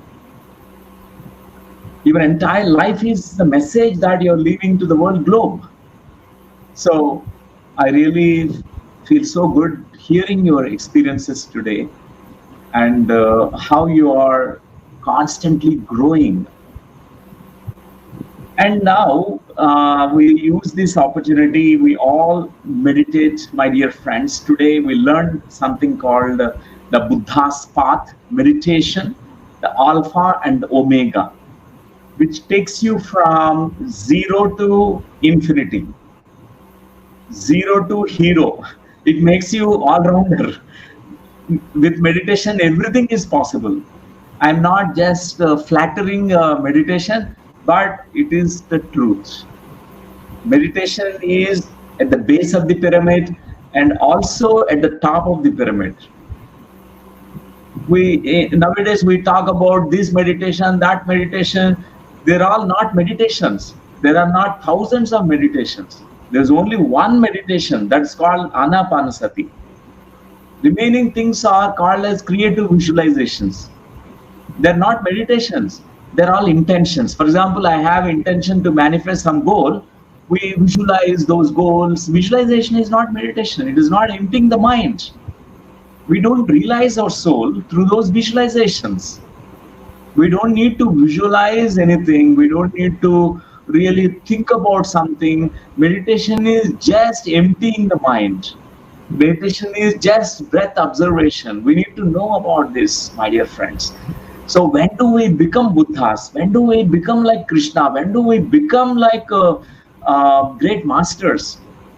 We must become through practice, practice, and practice. There are no shortcuts. One friend is asking this question here. We'll take one question and then we can go into meditation. Sujata Balotia ji is asking, if same pleasant memory comes up every time in meditation, how do we erase it? Thank you, madam, for asking this question. We don't need to erase, delete anything because the past cannot be erased, first of all. Past, whether we try to delete it, more we try to push it away, the past will come back with more greater force. Only thing is we develop, cultivate awareness. So when this memory is coming out, coming to your consciousness this time, completely experience that memory. Generally, we are frightened about that memory which is unpleasant.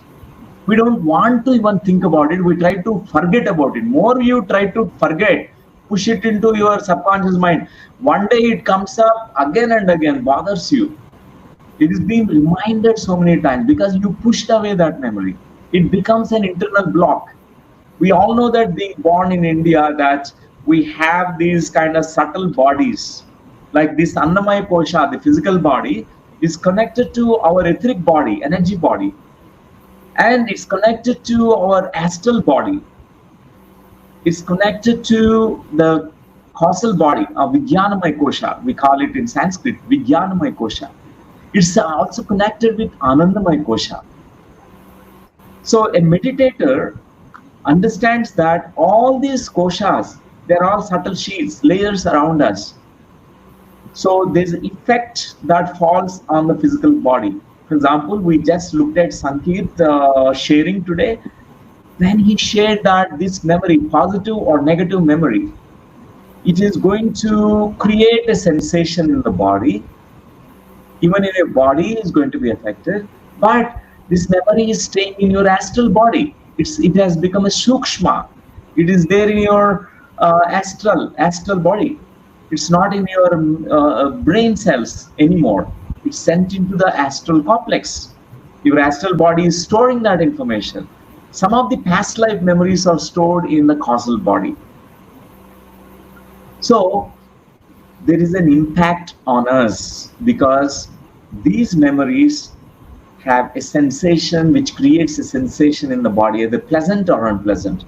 Generally, what we do is we are fearful about this unpleasant memory. When it comes to pleasant memory, we cling to it. Unpleasant memory, we try to resist and push it away. And with this, we will never heal these memories. What we need to do is completely be okay with these memories. Okay, all these memories happened. Okay, come, my dear memory. You belong to my past. I embrace you. In your awareness, in your mindfulness, just allow it to pass through your consciousness. The sensation rises in your body as an unpleasant sensation. And now an unpleasant emotion comes out, and during the meditation, you cry out. Completely feel it, cry fully, emote in that moment, deal with it in that moment. You don't carry it to the future time. And then the belief and thought and the whole memory was that, okay, in the childhood, my mom scolded me and disapproved me, and she said so many things which I did not like, and this is unpleasant memory which created this kind of fear and sensation in the body, a fearful emotion in my mind. This entire thing, when you experience fully in your consciousness, what happens is, in that very moment, Nadi Mandal Shuddhi is happening. What is that? Antar Shuddhi, memory is cleaning up. The memory goes through cleaning process. You develop an insight. You are the watcher, always watching. Okay, this memory where I'm watching, in this memory, this unpleasant sensation is coming up. When it is rising, it is also going to fall. It's coming up and it's going to go. It dissolves. And a feeling has risen and it is going to go away. Even this thought process, thoughts, belief, I'm not good enough, I'm fearful, my mom is bad, and all these things. The story of the memory, it completely is going to be rising and falling. First, it need to rise. Rising is also important during meditation. Sujata Balotia ji, this is the answer for your question. So when next time it happens, for anyone, my dear friends, this is how it need to be processed. Let the memory rise in your consciousness. Don't try to delete it, erase it, push it away. Any memory, it cannot drown us. It cannot make us, die in that moment. Nothing happens. because the past is already gone. What is happening right now is you are very mindful, and suddenly this memory is popping up, is coming into your awareness field. You just allow it to pass through your consciousness, rise, after that it falls. Fully feeling is healing. Fully feel that sadness that is there in that memory, and then the sadness will go away. Fully feel that sensation which is like crushing and pricking, or it is cramping sensation in your body. Fully feel it, fully experience that sensation, it is gone the next moment. Fully feel that restlessness that happened in your mind, the fear that has come, a fearful belief and thought that has come, and it is also purged, it is gone. Catharsis. That's how the whole memory is going to be cleaned up, and it never comes back. That's what we want in this way to happen, because that's what Buddha talked about when he said anapanasati. And then kayanapasana comes. The next stage is sensations in the body. Attached to the sensation, there is an emotion, feeling. Attached to the emotion and feeling, there is a thought and memory. Attached to the thought and memory, you are clinging, you're resisting. Either you are clinging to the pleasant memory, or you are having an aversion, resistance to the unpleasant memory. So you realize that, and you reach to kayanapasana, vedananapasana, chittanapasana, and dhammanapasana. Oh, this is rising, this also falls. This is arising, this is going to go dissolve now. This memory dissolves totally on its own. So you don't need to push it, erase it. That's what is the whole mechanism. This is the internal nadi shuddhi. We talked about it in one of the slides where nadi shuddhi happens. So it's so good. It's really good that you asked this question, Sujata ji. A compliment, and the words fully feeling is healing. What a beautiful phrase. So true. Thank you. Mariana, thank you for acknowledging this. Fully feeling is healing. Fully feeling is healing. Generally, we try to avoid anapanasati meditation. It makes us to fully feel everything that is rising, and then that completely, what is rising, it also falls. Memory rises and it falls. Don't be scared about bad memories. Don't be scared about good memories. We have to transcend both good and bad. We have to go beyond good and bad. Instead of bad memories, good memory is a good thing, but good memory also make us stuck. That's what Lord Krishna said. Subha Subha Parityagi. Oh Arjuna, go beyond good and bad. Don't get stuck with good memories. We go on referring to past always. Our goal is not to get stuck in the past. Our goal is to live in the moment and progress, cultivate awareness, move forward, grow in awareness, grow in your experience of enlightenment. That's what is the most important thing. So right now, let us do meditation, dear friends, for some time. It's really beautiful. And we can really, this method of meditation, what Buddha offered to the whole globe, which is the only method of meditation which can really help even any person, any background, any religion, irrespective of wherever, whoever you are, with your nationality you are. We have to sit in a comfortable posture, and you have to join your two hands together, sit like a Buddha. I'll show that picture so that we also understand. So we need to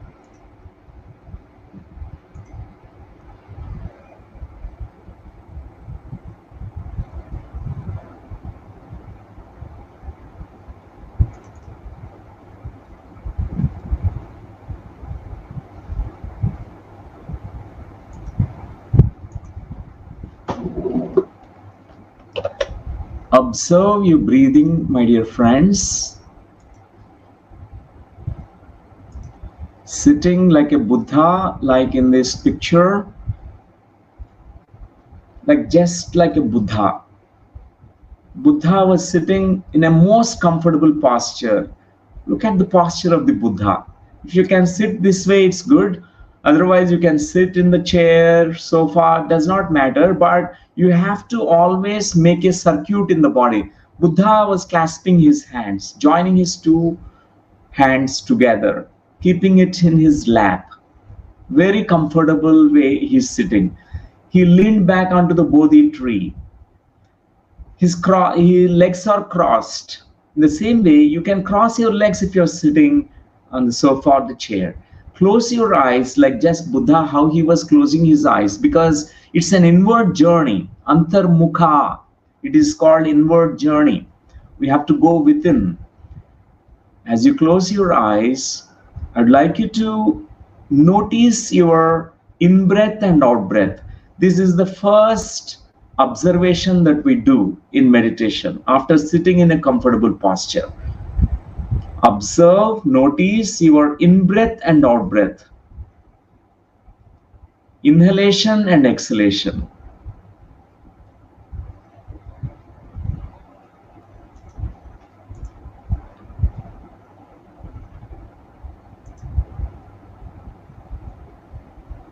Your breath, which is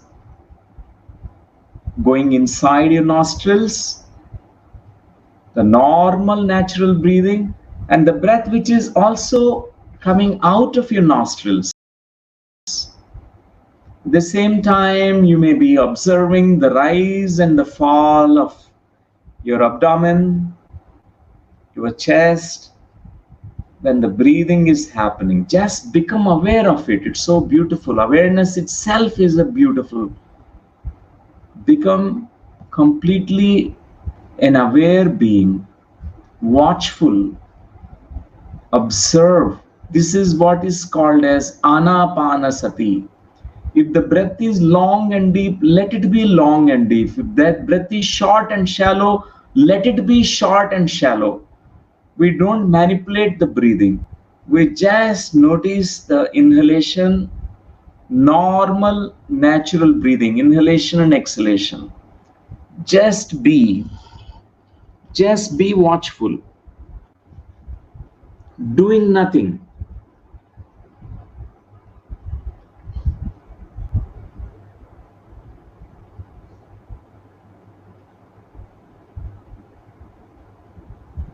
The rise, whatever is rising is also falling. We keep noticing it. As you go on noticing your breathing, your mind slowly becomes silent. The routine, habitual thoughts, they rise and they fall, they come and go. Just notice everything that's happening in your mind. You are not that what you are observing. You are not that which you are observing. You are that observer in you. You are noticing your breath means you are that observer. You are not your breath.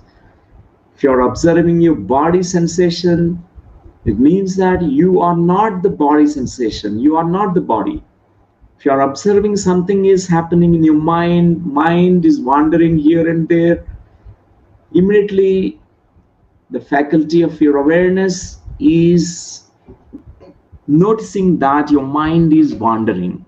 You are becoming aware that your mind is wandering. Your mind is going into the past. Your mind is going into the future. Your mind is clinging to the habitual thinking pattern. And if you go on giving attention to your inhalation and exhalation, your mind becomes empty and silent. Meditation is a no mind, no thought state. When the mind is completely becoming empty and silent, you become just a silent observer. Observe whatever is happening in you. The Kayanupasana is when the energy, cosmic energy is flowing in the body Because when the mind is silent, the cosmic energy is being absorbed by pranamaya kosha, the etheric body. It flows through all the nadis in your body. You definitely get certain sensations in the body. You don't need to label any sensation, just notice. Notice the sensation which is rising and falling. Rise and fall of all the sensations.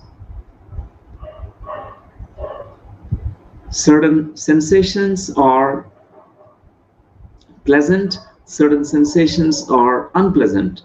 If you notice it, and immediately become aware. This is a gripping pain that I'm experiencing. In your awareness, you're noticing it. Oh, this is the sensation which is bringing me lightness in my body. Just become aware. And then I would like you to keep on observing, noticing gradually sensations and feelings, emotions rising and falling, certain thoughts, memories coming up and going down, rise and fall. Then just keep on observing the memories coming up into your awareness field. And you don't need to reject the memory, push it away. You don't need to cling to the memory. You just allow it to pass through your consciousness. Fully feel it in that moment, whether it's a bad memory or a good memory. Sensation in the body, fully feel it. Emotions passing through your consciousness, whether it is unpleasant emotion or pleasant emotion, whether it is a unpleasant thought or a pleasant thought, does not matter. Positive thought or negative thought, allow it to pass through your consciousness. Fully feeling is relieving, and reliving is relieving. Fully feeling is healing. Just be mindful, be totally aware. Have this deep understanding what Buddha was speaking about, Dhammanupasana. He talked about first Anapanasati, watchfulness of the breath. He was talking about Kayanupasana, all those sankharas, many lifetimes of these memories which we are carrying in our deeper psyche. It comes up as sensations in the body, certain pleasant, certain unpleasant. And Vedananupasana, he talked about Vedananupasana, the feelings rising and falling. Chittanupasana, the memory complexes, thought complexes coming up and going.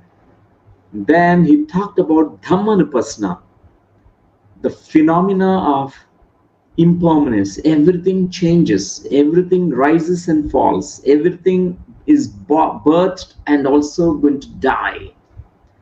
Whatever is rising, it also falls, it dissolves. I'd like you to completely notice it.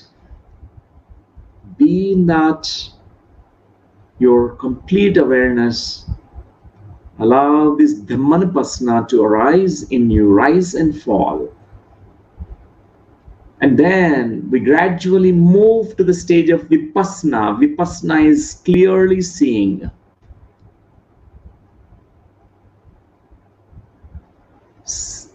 Seeing the seer in you, watching the watcher in you,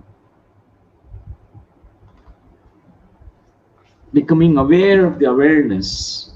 It's like you are turning everything inwardly now.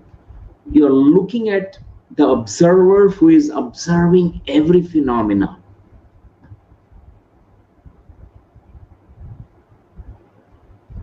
Just give all your attention to that moment when you are reaching to the deep, tranquil space,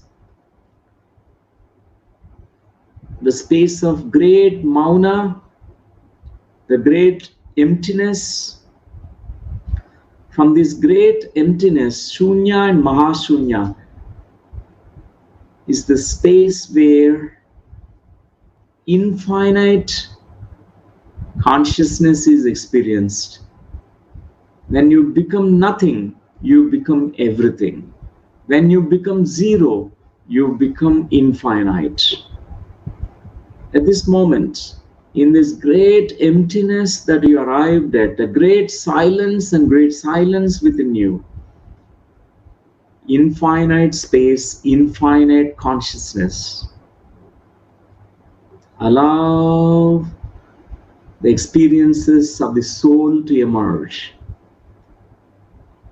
Initially, our breath is our teacher, our guru, our guide.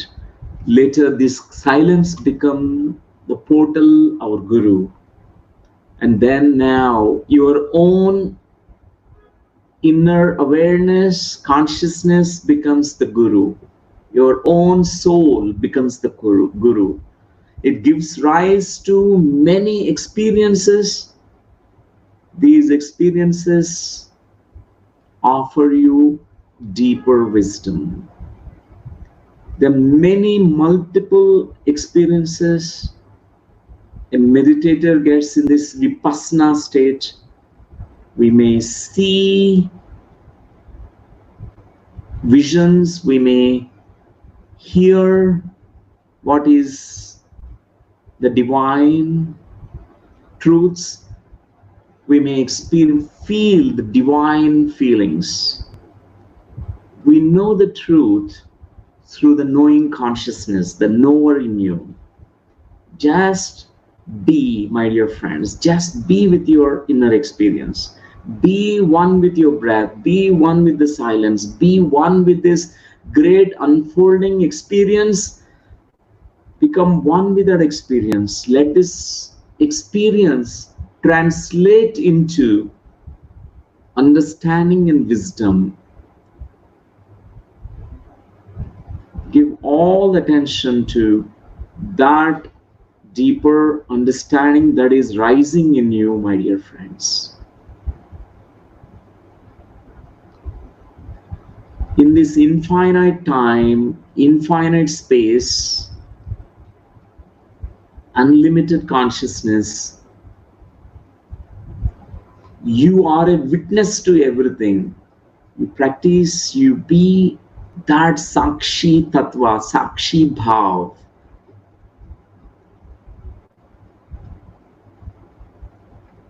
Undistracted, completely focused on your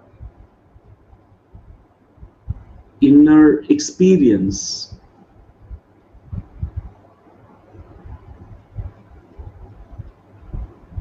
Beyond time, space, beyond the Nadi Mandala Shuddhi that happened, beyond Kayanapasna, beyond Vedananupasna, beyond the Chittanupasna, beyond Dhammanupasna,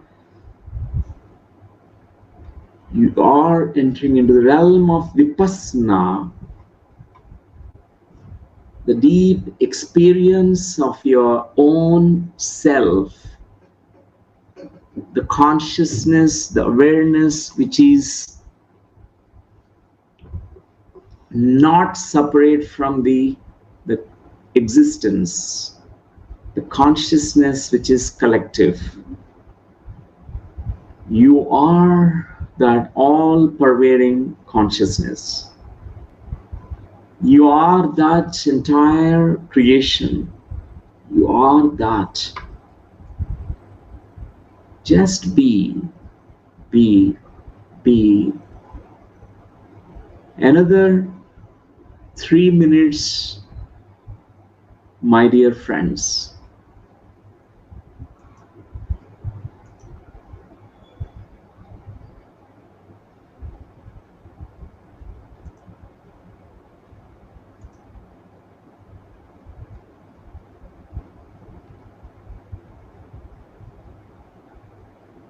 Just be. 2 more minutes, my dear friends. We cultivate this mindfulness, this noticing and becoming aware, being a witness to everything. We cultivate this practice.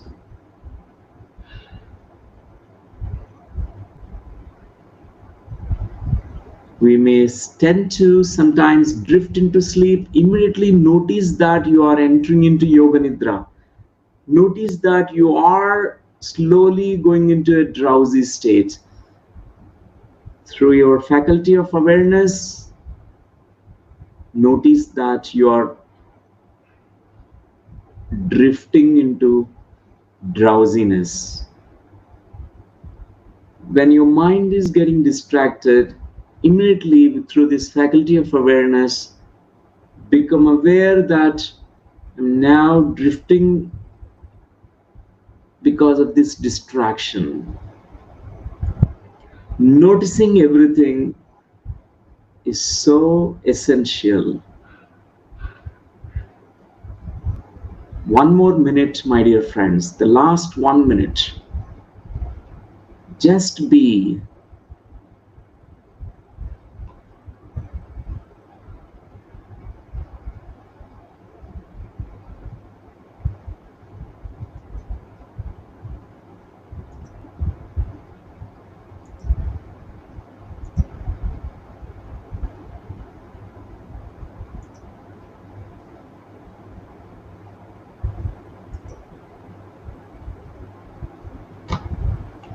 Just be.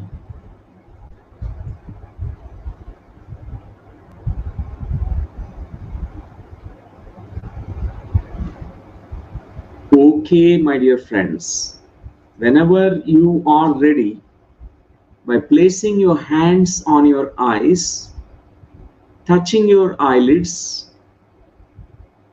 for a few seconds, 5, 4, 3, 2, 1, and slowly you may open your eyes with all the wakefulness, with all the awareness.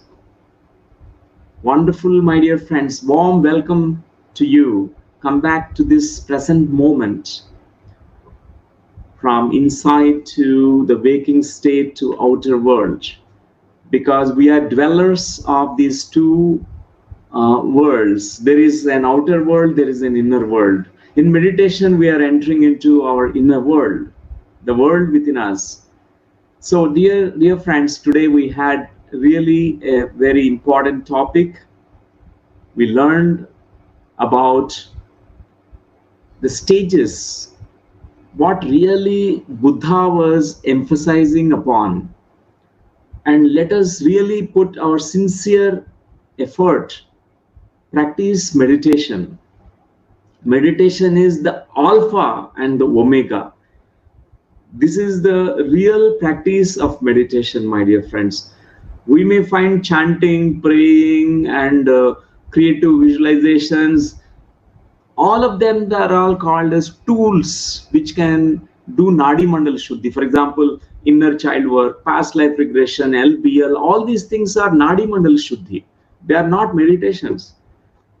Real meditation is whatever that today we looked at it, Anapanasati meditation, where everything happens. We don't need to go to a past life regression therapist for meditate, for cleaning up. When everything is there inside, why we should always be dependent on outer healers, outer gurus? Let us hope one day this planet Earth will be, everyone learns about self-healing, so that no healers are needed, no doctors are needed out in the outer world. And also everyone is one day become wise because there is internal guru and no gurus are required. There's nothing that outside people can give to us. We already know that everything is there inside us. Our effort is sitting, investing time for meditation. We should not look for shortcuts. Let us come out of this illusion that some helper will help us and bring me out of this suffering. No, you are the one who can make you come out of the suffering, dear friends. whether it is physical body suffering or mental suffering, emotional suffering, any suffering, your own effort. Let us not depend anything from outside. This is what masters are teaching us about. We can heal ourselves, we can enlighten ourselves. This is what Buddha exactly spoken about. Let us take all these beautiful uh, points from today, and we're going to again meet very soon, means day after tomorrow, with another topic. And every topic is going to really help us, my dear friends. And we must thank Sankirt and Nitin for really being there and sharing with us. And thank you, Sankirt, for your Thank you, sir. beautiful sharings that you did today. And Nitin, thank you. Thank you, sir. It's an honor. Thank you. And dear friends, you're most welcome to visit our website. In our website, you find the details, the information about you want to know more about meditation. It is there. There are around 500 videos which we have recorded from Quantum Life University. There is a YouTube channel, Quantum Life University YouTube channel. You can subscribe, you can like, so that you can receive, you can look at those videos, and which can really be guidance to you. If you have questions, you can write to us through the email, and there's some phone numbers that are given here. You can also take a call and clarify some of the doubts from our Sangha members, our Acharyas. And thank you for your participation for today. And I really thank all of you for your wonderful presence.